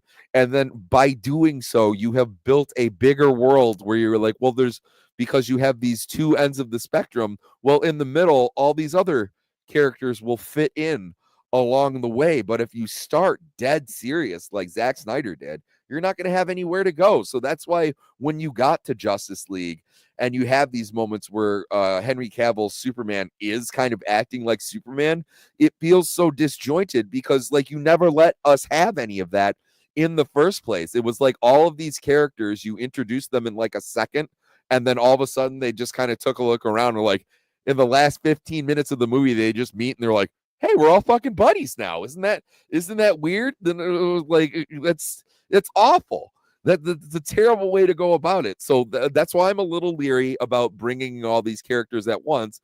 But the main thing that you need to focus on making a good Superman film is the theme of like lighthearted brevity, hope. he was able to do that with Guardians of the Galaxy. It was much, much sillier, and I don't know if he'll be able to take that on. But yeah, no, dude, just sit down and watch the Donner movie over and over and over again, and yeah, that's what you got to why I aim say for. I'm a little bit worried about the goofiness in there, because he has Crypto in there, and Crypto having the dog in there with him as his little sidekick, that does leave openness for comedy and humor. And to be quite honest, I mean, what are you going to do in the movie with a flying dog? You know, I mean, obviously he's got some plans to make some goofy moments, lots of goofy decisions via Crypto, which is making me very hesitant. Okay, now I'm going to pose this to you. I openly wept over what happened to Rocket Raccoon in Guardians of the Galaxy. Oh, 3. So did I. Okay. So you're able to do that. The only time that we saw Crypto being Crypto is when he's saving Superman's ass in the beginning of the trailer. This just might be a story about a boy and his dog. So, you know, and God forbid if someone kicks Crypto, or if I hear like dog whimper, like I am going to go insane, and America will stand up, because no one likes when something bad happens to the dog. I would much rather watch nobody likes things happen to children over a dog. You could kick a baby in front of me. You do not kick a dog. I have a friend who used to play Resident Evil, but then stopped when they added the zombie dogs. Yeah, I didn't like that either, because they make dog-like noises when you shoot them, and I'm not big on that. No, but I'm saying, okay, so he has found a way for us to like care about it. So, you know, and it could very much be Super Lassie, where, you know, he's flying around rescuing people, but at the end of the day, that's Superman's buddy. How do you disagree, Sparkles?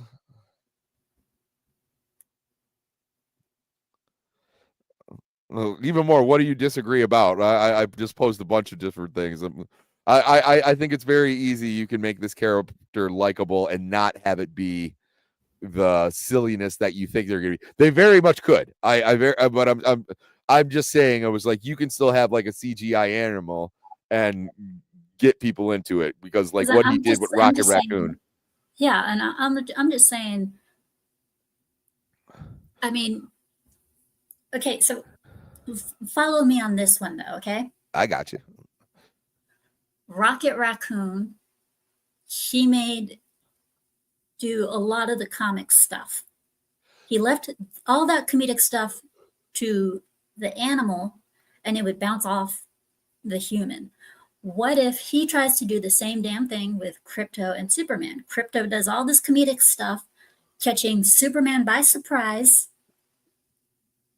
and then it just starts, you know, some sort of stupid dialogue or stupid action, which will catch everybody by surprise, saying things like, wait a minute, what does this have to do with the movie, with the topic? What?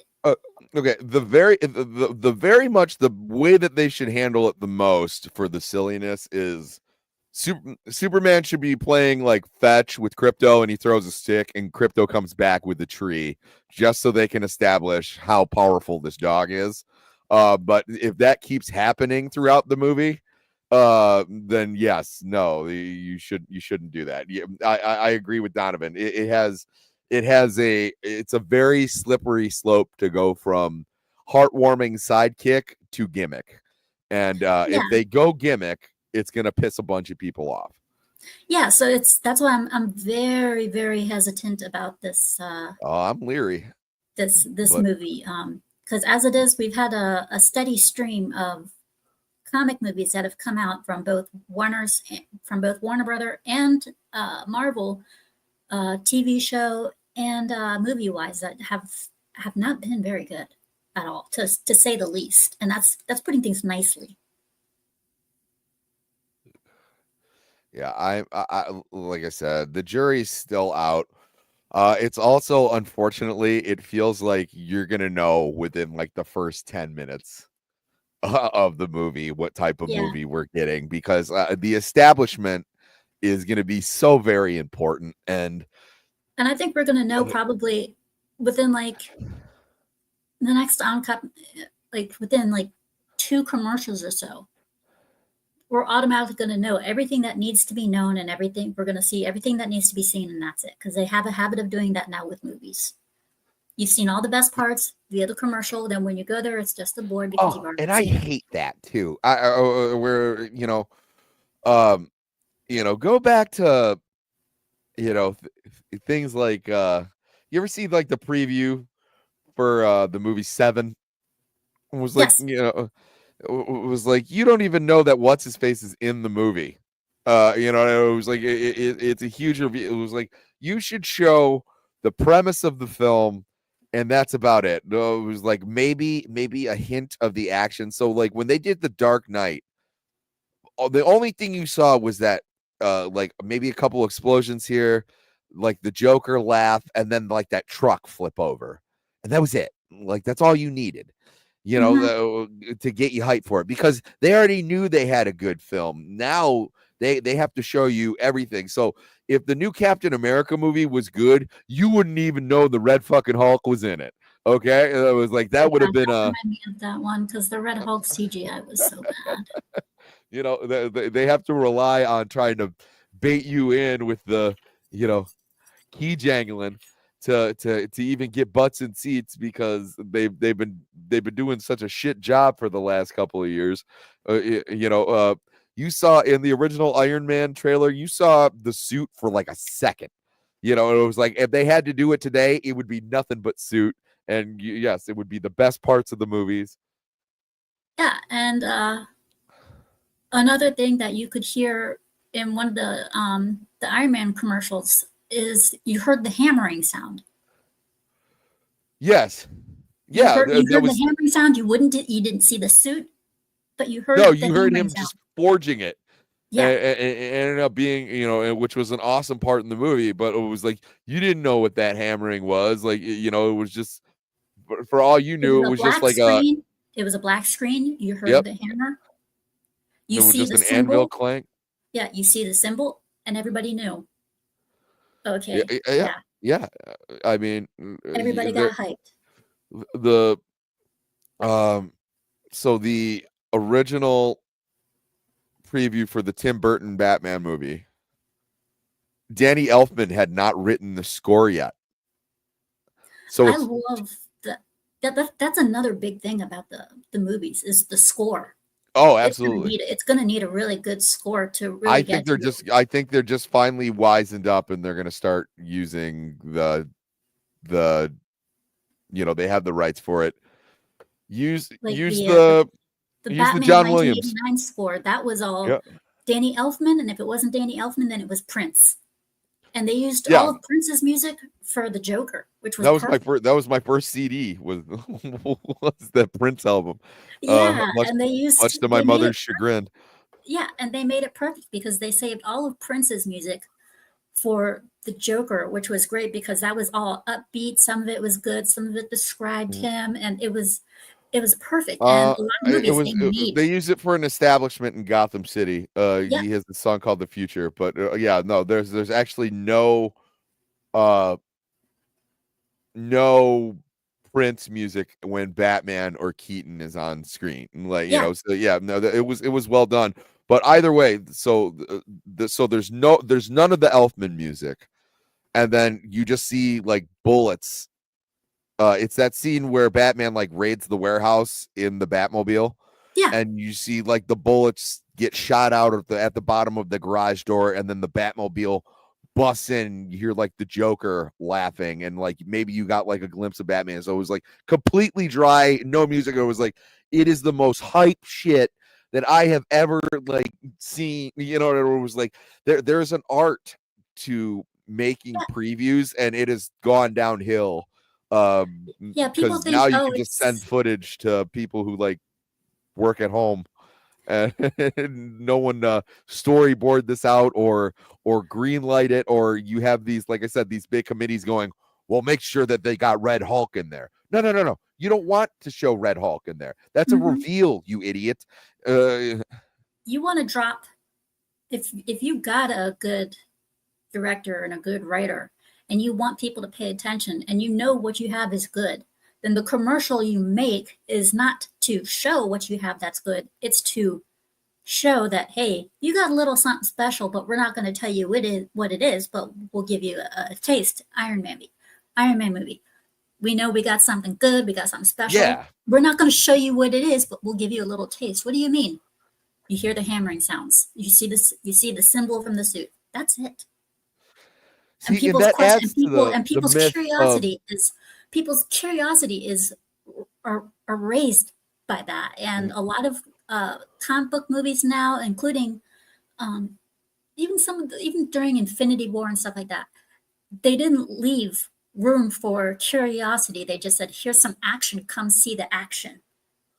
Yeah, well, and that's the thing too, and I think this is contributing to all these dum-dums going about superhero fatigue. I've seen very bad previews where I was like, "You've just given me the story. I no longer need to see the film." And they've done stuff like this, and then they're wondering why the turnout hasn't been a good. Now, granted, sometimes they just put out a movie like The Eternals, and doesn't matter how good the preview is, the movie is bad.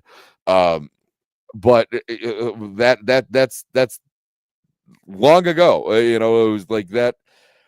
You don't need to establish these things, because at the time superhero movies were still kind of really in their infancy, like with Iron Man and the Dark, like people still weren't realizing that these had like the potential that they did. There were a couple offshoots, but for a while they weren't really recognized as a serious type of movie. Like Superman and Batman 89 were kind of rarities. For the most part, they're kind of like video game adaptations. They're going like, oh boy, why do they keep making these? Eventually it started to garner a little bit more respect, but yes, they're forgetting the main point is, you should. I yell at my wife about this all the time. Don't talk to me when we're watching a movie and there's characters talking. Talk to me when the shit's blowing up. Like, that's because then you're going to ask me 75 questions. Well, why did you do this? It was like, well, you were trying to talk to me during the exposition. Talk to me when all the stuff is exploding. Oh, that means the exposition has come to fruition. Now that's when you should exchange dialogue, because like now everything that they just talked about is happening. Yeah. So that's why you don't have to ask those questions. If you show that in the previews, you're going to get the same effect. So, maybe like a call and answer between two characters, show something cool. Call and answer back, show something cool. Maybe a cool monologue to nothing, and then show us like a big, huge explosion. Show us that spectacle. Don't show us the whole damn movie in chronological order. It's a bad idea.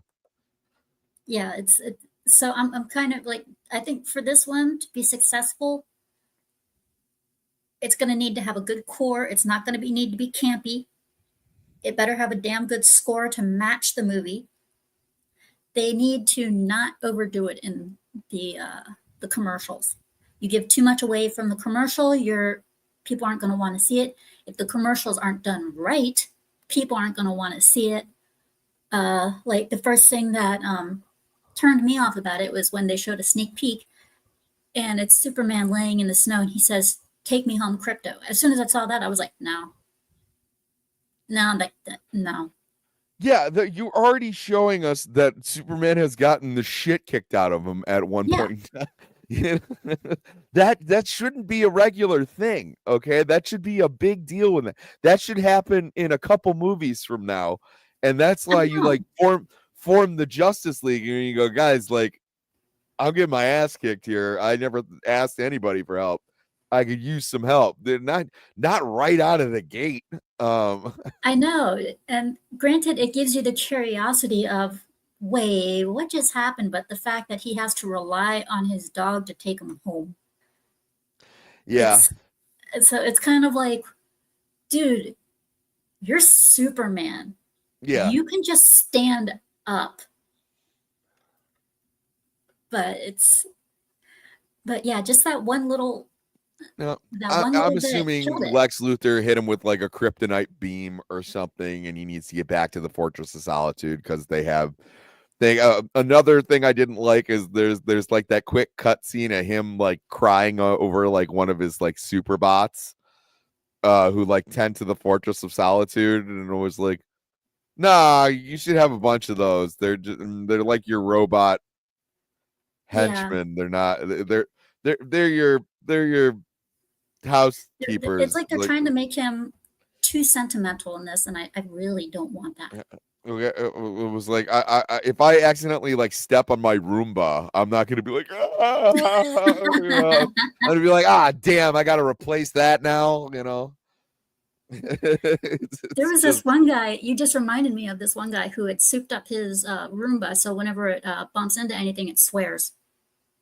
Nice. But yeah, I mean, they make it seem like he's a little bit too weak. They make him seem like a weak man, or not weak man, I should say, but a weak superhero who's overly sensitive about the slightest things. And from the opening credits that from the commercials from the sneak peeks that we've seen, it's not promising. The costume itself has a lot to be desired. It leaves a lot to be desired. And James Gunn has already had to reshoot a few things about it. So it's kind of making me wonder. Yeah, I am never a fan of when they announce that there's reshoots. Now, granted, sometimes things just go wrong and you know, it didn't look or it didn't translate as well. But like when you have like active reshoots, supposedly the reshoots that he's done have been like due to script issues. And when that's a thing, that's not a good sign. No, but also, like, I'm giving them the benefit of the doubt. Like, if you see something and you recognize that it didn't land or it didn't work, now I'm not saying where he, you know, if he goes like, hey, I watched the whole third act and it's a shit show, let's be worried. But he was like, hey, this didn't land quite the way that I wanted it to. There's ways of taking this out. That's fine. And you know that this is going there should be no more surprise on this, where I was telling you like about Tim Burton's Batman. He didn't know that they were going to get a sequel or, you know, that they were going to franchise this out. Nobody knew. And Returns was a great sequel. Yeah, but I'm saying it's 2025. If it makes the projected amount of money, it's going to be automatically greenlit for a signal, for a sequel. They want you to start another extended universe. So if you also realize that the first one maybe isn't carrying it well, or, you know, isn't going to introduce certain things you want to introduce, I can understand reshoots. But the one thing that he needs to remember is like, don't just because it's not introducing one of your next things because of, that's the one thing that Marvel does that is just so annoying now, where they just shoehorn something in because like they have another movie coming out and they're like, oh, well, you know, that'll let you know that this is on its way. Or, you know, like the after credits bullshit that, you know, it was like now everyone's gun shy to leave a fucking movie when it ends because they keep putting these stupid post credit things. I love when people do that all the time. People do that now. I love when people do it and they're like, what do you think's after the movie? It's like, it's not a fucking Marvel movie, man. Like nothing. You're gonna see the studio logo and then the screen's gonna go black. Like now, sometimes there are movies that have little teasers at the end, and that's fine. I love how Deadpool did it when people are, you know, standing, you know, they're waiting for the credits and he's in there. You're still here? Go home. Well, that's directly from Ferris Bueller's Day Off. Yeah. You know, he's even got the robe on. Yeah, exactly. But I like all that stuff. But that should in no way establish like whether it's a good film or not. It was like, you need to land this one or no one's gonna care about the next one. So like don't put the cart before the horse, so to speak. So first impression maybe if you saw that you were doing that, maybe you got to go, oh, maybe Mr. Terrific's in this one a little too much, and then save it because you're gonna get another movie, jackass, unless you screw it up. Okay, and then it'll be dead in the water, and we'll wonder and speculate as we did about like Universal's Dark Universe, because they put out the Mummy. The Mummy shit the bed, and they're like, well, we can't make any more of these. And or the same thing with Dracula Untold. They were gonna do that, and that was gonna be the one that they establish it with. And they have like a little teaser at the end where one of the guys like, let the games begin, and then nothing happens ever again because the movie did so bad that it didn't merit a sequel. So like the last line in that movie is like, let the games begin, and then no games begin because they did a bad job. So don't do that with Superman, please. Yeah, it's like they say, the first impression is the best impression. So they better make a damn good impression. Yeah, you really got to put your best foot forward. I was like, hey, I thought Crypto was an odd choice. Yeah, especially with a character like Superman. You better do damn good with such a well-recognized character. I will say I like a lot of the casting choices. I'm a bit iffy on the casting choices, but just because I'm not too fond of the casting choices doesn't mean they can't play the role well. And that's really all that matters. Can they do the one role? I always like the least is David Cornsweet just looks like a younger Henry Cavill. And I was just like, well, yeah, Henry Cavill looks like Superman. The guy's got a look. He's tall, got chiseled features, and black hair and blue eyes. That's all you need. Guess what? Henry Cavill kind of looks like Christopher Reeve. Okay, just give him, give this Christopher guy Reeve. Just doesn't. He doesn't give off the Superman vibe. He gives off the Clark Kent vibe for sure. Yeah, he gives off the geeky Clark Kent. They always have to do that too, and they do it in a lot of like Spider-Man things too, where it's just like, oh, I have all these papers in my hand. I wish the camera didn't go on me in this embarrassing moment where I'm about to drop everything. It was like, we get it. You're a nerd. Hey, 39 likes. Let's go. Everybody hit like. Everyone hit subscribe. But yeah, just that's why the casting just doesn't roll with me. It's some of them just don't look the part. The guy they pick for Superman doesn't look the part to me. I'm not a big fan of Henry Cavill, but I would rather see him return to the role. I thought Henry Cavill was fine. I just thought the material that he was given was not great. I would much rather see him return to the role as Superman. I really would. I'm not too fond of this particular casting choice. I don't know. Even that, I think his ship has sailed. And another thing is, I have a theory that like Henry Cavill ruins franchises because like he has such a high female following.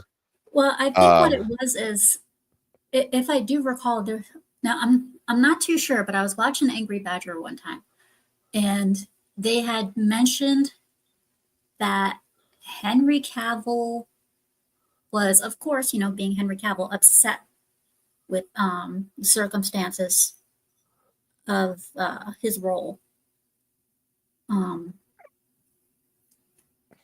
Probably got into it. Thanks, Chip. Yeah, he wasn't too happy with the circumstances of his role. No, I wouldn't be either. So yeah, I mean, knowing him, he probably thought he was going to get typecasted. I mean, he did for a while get typecasted for being Geralt in The Witcher. That's how a lot of people knew of him. Yeah, I mean, I think another, you can get worried about like typecasting, but we're gone beyond the age of typecasting, and even movie stars really, that's why I cringe every single time.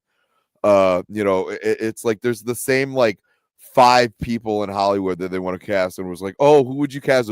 Timothy Chalamet,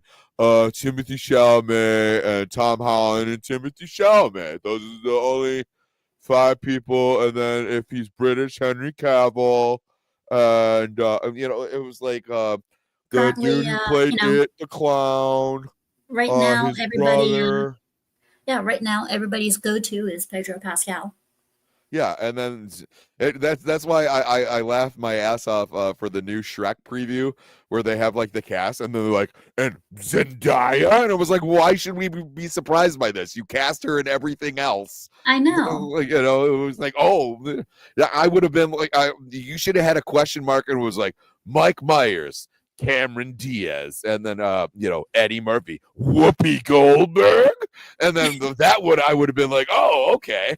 But that would have been more for humor. She's in fucking everything. Yeah, Pedro Pascal is in everything. I think we more or less have Disney to thank for that. As Mr. Fantastic, I am very upset. I would have liked to see like a Scott Eastwood, or like someone who's a little bit more not in your puffy face. Pedro always looks like he's in need of an EpiPen. Like I said, we don't need another Fantastic Four movie. At least that's in my opinion, especially Nathan Fillion's character. Oh Lord. Oh Lord. Nathan Fillion, he's in Fantastic Four. As who? Huh? As who? Some villain. I don't remember his fucking name, but he has a bowl cut, like a haircut. No, that's Guy Gardner. He's in Superman. Okay. Well, thank you for correcting me on that one. Nevertheless, no, either way, I died on that hill over the bowl cut because people were like, it's comic accurate. I was like, no, they didn't shave the sides. And 2, that character's been around since 68, 69. He had that bowl cut for maybe 5 years. Okay, it's not part and parcel to Guy Gardner. If you look in the comic book right now, Guy Gardner doesn't have that bowl cut. Okay, I will admit I was wrong. Big ship. Thank you for Sammy. Thank you for correcting me. Hey, I hate to correct you. I was just confused because I was like, oh, if Nathan Fillion's in the Fantastic Four, I'm not a huge Nathan Fillion guy either. And even if I was a big Nathan Fillion guy, he's getting a little old to be in these comic book movies. Same thing with Pedro Pascal.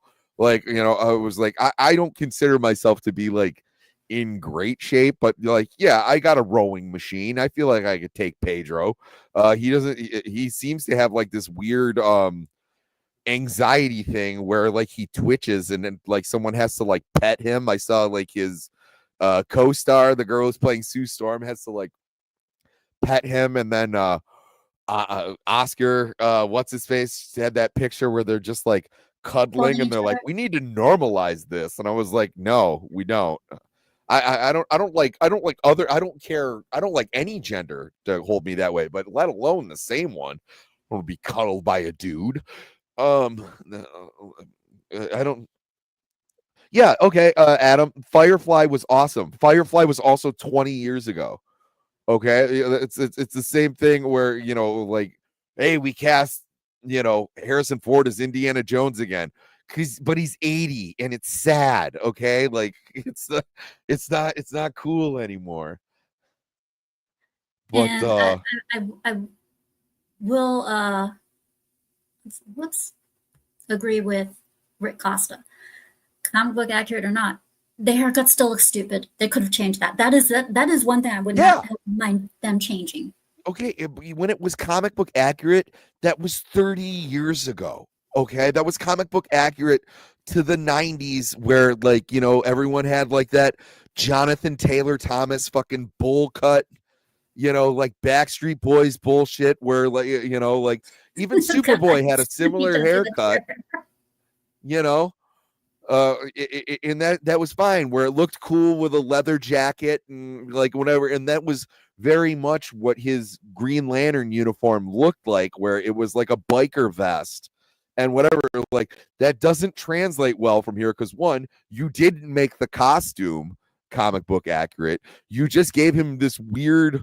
And by the way, he's more of a redhead in the comics. You made him like this weird strawberry blonde. And also the guy looks like he needs to take pills for osteoporosis. He's fucking old. And he's supposed to be the badass biker character. All right, cool. You know, that's fine. Why don't we get the dude from Coach to you know, like let's throw him in there. Let's make him a Green Lantern too. What's he up to? What's Tony Danza doing? If we're gonna start, you know, casting like old guys, let's get Tony Danza as Kyle Rayner. That'd be sweet. It just doesn't make sense. I mean, don't get me wrong. He's got a huge following, and he's been in some good stuff. I also liked Firefly. Again, 20 years ago. You know, it was like he would have been a great Hal Jordan 20 years ago. He would have been great for that character. That was 20 years ago.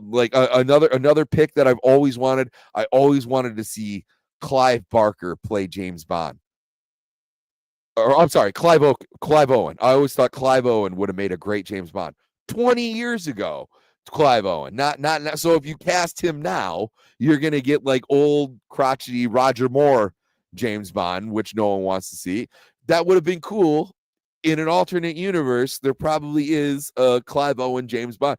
If you try to make it now, it's gonna come across as he's old and it's weird and it's not believable. So we need to start looking for fresh talent. I respect that there's a lot of like no name casting in this, because like I'm sick of seeing the same 5 people. Like I said, I'm shocked that Pedro Pascal isn't in this one, just, you know, showing up with his puffy face.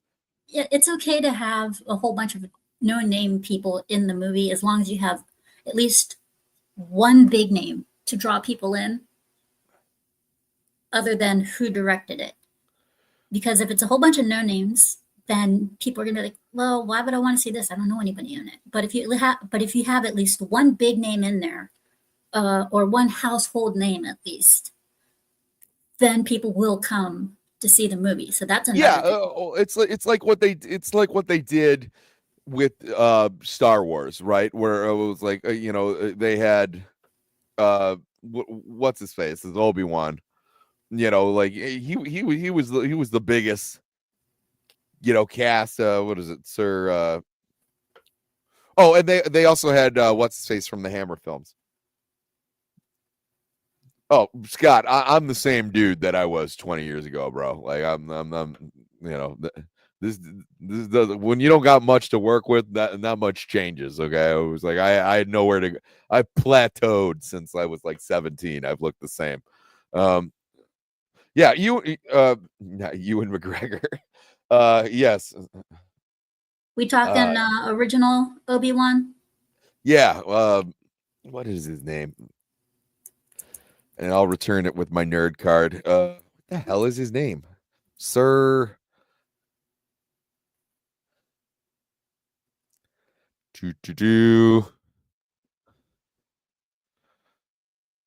Alec Guinness. Thank you. That was gonna drive me insane. Alec Guinness was you know, like the big. Yeah, he was the big draw, you know, like he was the most respected actor in that. You know, Harrison Ford had gotten a little bit of stuff, but the rest of them, they were kind of no-named actors, and it blew everybody away, because sometimes when you have nothing else to attribute these people to, you can get into it better. There's very few actors where they go, oh, they're playing this. Like Gary Oldman is a great example. Like I'll watch Gary Oldman play anything because the man's a chameleon. Oh yeah, you know, he was great in Dracula. Yeah, he was great in Dracula. He was great in The Fifth Element. He was great playing Sid Vicious. The man is just good at like he was great as Commissioner Gordon. There's some people who can just sink themselves into a role and you just buy it.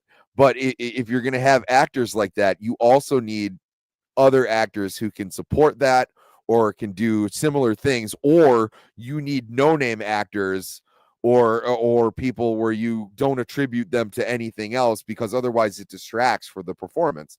Or it's the same way. You need some guy there in the background with some sort of name recognition where you go, okay, I know that this guy is good. And then you rely on the no-name cast to kind of really kick it off. I mean, like there are formulas to these things. Yeah. you know, you can't go out there and say brought to you by James Gunn, director of, and then list a whole bunch of Marvel movies, especially when you're trying to do a DC movie, like created by the guy James Gunn, responsible for Guardians of the Galaxy, brings you a comic book movie from a different company. Okay, but he also wrote a very kick-ass zombie movie. James Gunn has done some things on his own that are, I could see him. What was it? Dawn of the Dead. The Dawn of the Dead remake is probably, if anyone is going to touch Gennaro's work, I thought that was an interesting take on that movie. It was also a different time, and he had different budget restrictions. There's certain things too. It was like sometimes giving people a lesser budget isn't a bad idea, because then you kind of have to use your wits and work around certain problems. When you can just do whatever you want, then all of a sudden it almost becomes hubris, where you're unlimited, so you don't have people telling you nah, we can't do that. Well, sometimes now we can't do that. What do they always say? It's the root of all, problem is the root of all ingenuity, or it's difficulty is the mother of ingenuity, or it breeds ingenuity. It was sometimes by having a problem, you come up with a creative issue to solve that problem, and that becomes an original thing, or it becomes iconic, or there's ways around. Thank you. Necessity is the mother of invention. Thank you, Rick. That it was sometimes having problems on a set isn't the worst thing in the world.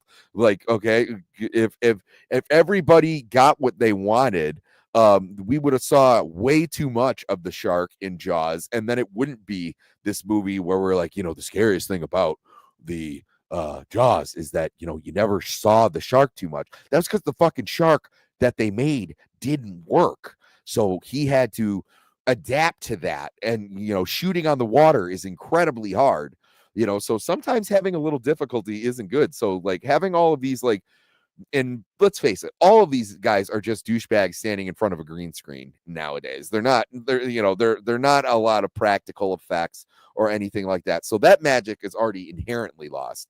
So you better have a good story and a good idea and a good storyboard to map this out, or it just becomes flim flam. It's just flying things, exploding matter, and and then you need to have a good concept and a good story from beginning to middle to end. You have to have a good delivery.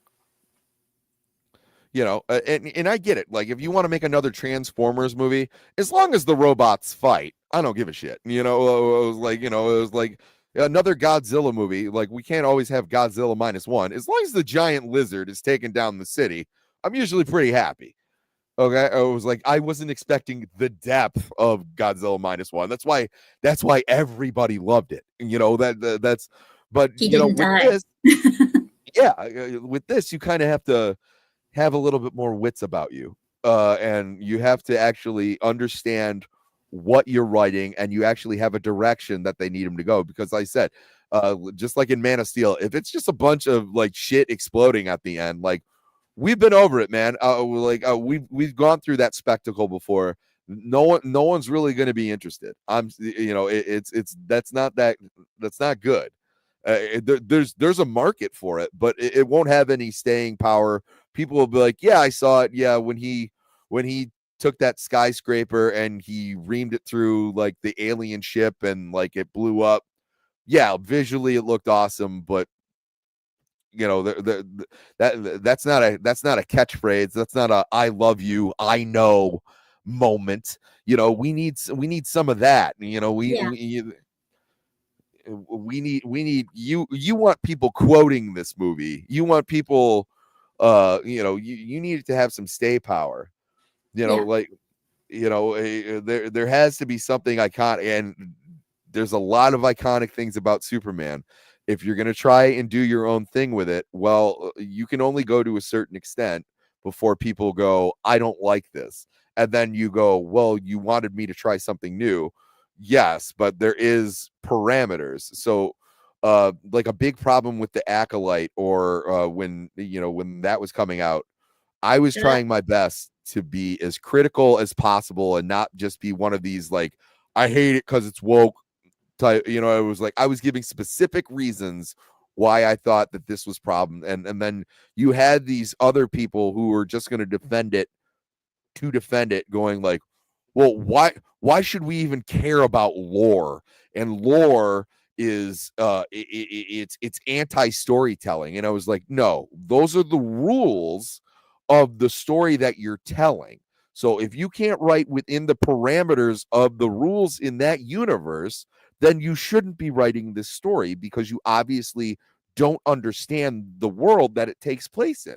It's really that simple. So if you have Superman do something wildly out of character, I don't care if you're trying to flip the story on its head or not, it's going to get to a point where people aren't interested because it doesn't feel like that character. So, but who knows? I like I said, I'm going to be optimistic. I'm going to wait, and I'm going to hope that I'm not disappointed. And if it's shit, I'll say it's shit. You're going to be optimistic or cautiously optimistic? I'm going to be optimistic. I haven't seen enough stuff yet out where I have to be cautiously optimistic. There's things where, okay, do I not like the suit, or that hasn't been enough? Do I think that there's too much being thrown in? There's enough things for me to start getting those red flag, or my spider sense is tingling.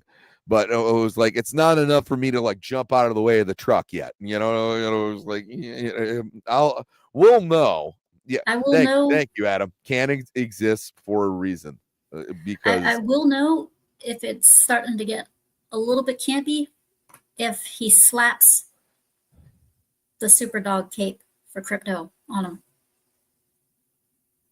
Oh, like if he sicks somebody on him? No.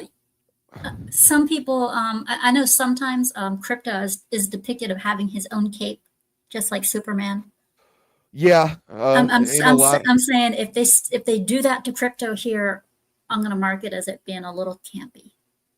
Oh no, the only way that it's not going to be campy is if like he presents him his own cape at the end of the movie, like, good boy, and I'd be like, okay with that. That's fine. There's a certain level where if you could pull it off, but yes, for the most part, it's stupid at this point that Superman has a cape. Like, well, they've gone through every like modern telling of like a superhero where they flip it on its head. They always give you the reasons why you shouldn't have a cape. Superman can get away with having a cape because he's invulnerable. It's not going to matter if his cape gets stuck in the propeller of something and gets sucked through the engine, because if he does, the engine's going to be fucked up, not Superman. I'll just be like, I need a new cape. Like, you don't have to worry about Superman getting his coat stuck in a revolving door. The revolving door is going to go with Superman. It's not going to be the other way around. So there's a certain level of disbelief that you have to bring. And yeah, but also too, if you're gonna go campy the whole way through. You can't have it bounce. Yeah, and that's the one thing that worries me about this is,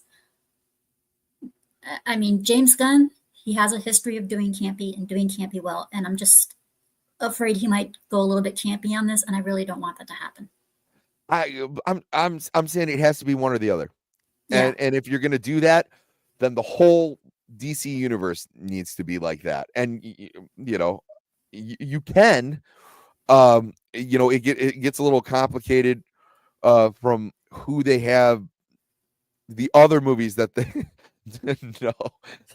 the other movies that they've announced is what makes me like leery. The other properties where if you're gonna do campy the whole time and he's standing there with like one eyebrow up and the bullets are bouncing off of his chest and he's looking into the camera like fucks with it. No, it was like, you can do that. I'm good looking and I can do this.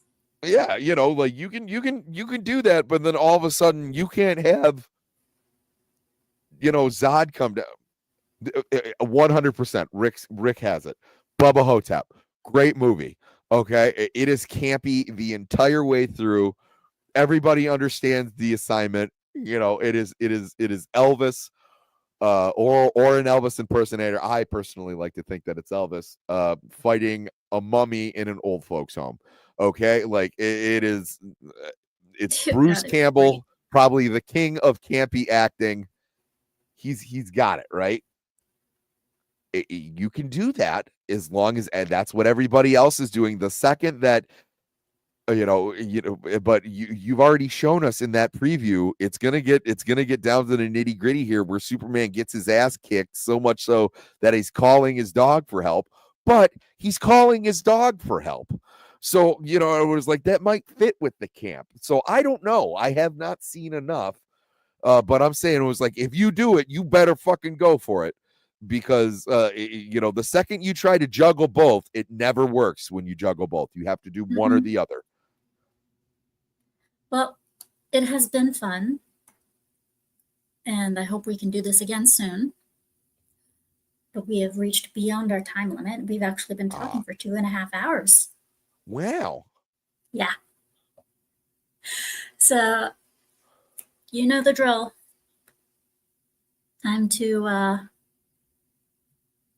tell us what's up. What's going on? I told you guys I got my news show tomorrow. I think I'm going to have just realized I have been talking for 2.5 hours. I'm thirsty. I'm going to have Atreus on there for a little bit. We're just going to be making fun of just any regular any stupid things that I find in the news. Right now I'm looking at Mickey Mouse mascot pulled a knife on tourists who refused to pay for a picture. That's going to be our headline. That's going to be our headline tomorrow. You know, so the hard-hitting journalism that you've come to expect from Sammy3peat. Otherwise, yeah, I'm going to be I'll be on Leon's channel on Tuesday, discussing whatever insane conspiracy theory we want to talk about. I think it's going to be the fake moon landing. And then I think I'll be on my buddy Josh's channel talking about the actual comic run Daredevil Born Again. And then that'll probably be it for me during the week. So okay, mods, if you can put Sammy's link in the channel. Also, for me tonight, I will be modding in HypnoCast channel. So if you want to swing by, catch Saturday Night Hypnosis, feel free. He and his panel, really great tonight. And as far as I go, tonight, shortly after Saturday Night Hypnosis, I will do a SCOOBYPUP'S Barcade, since I didn't give you guys one yesterday. Normally, Monday through Friday, I have a SCOOBYPUP'S Barcade at 11 p.m. Eastern. And next Saturday, I will have at 5 p.m. Eastern will be another episode of SCOOBYPUP'S PAWCAST. So stay tuned for that. Please feel free to like the stream, subscribe, trying to push me up into that YouTube algorithm, and maybe get myself monetized. So it would really help with that. And I hope you guys have a great night. Bye. Bye. Thanks for having me on.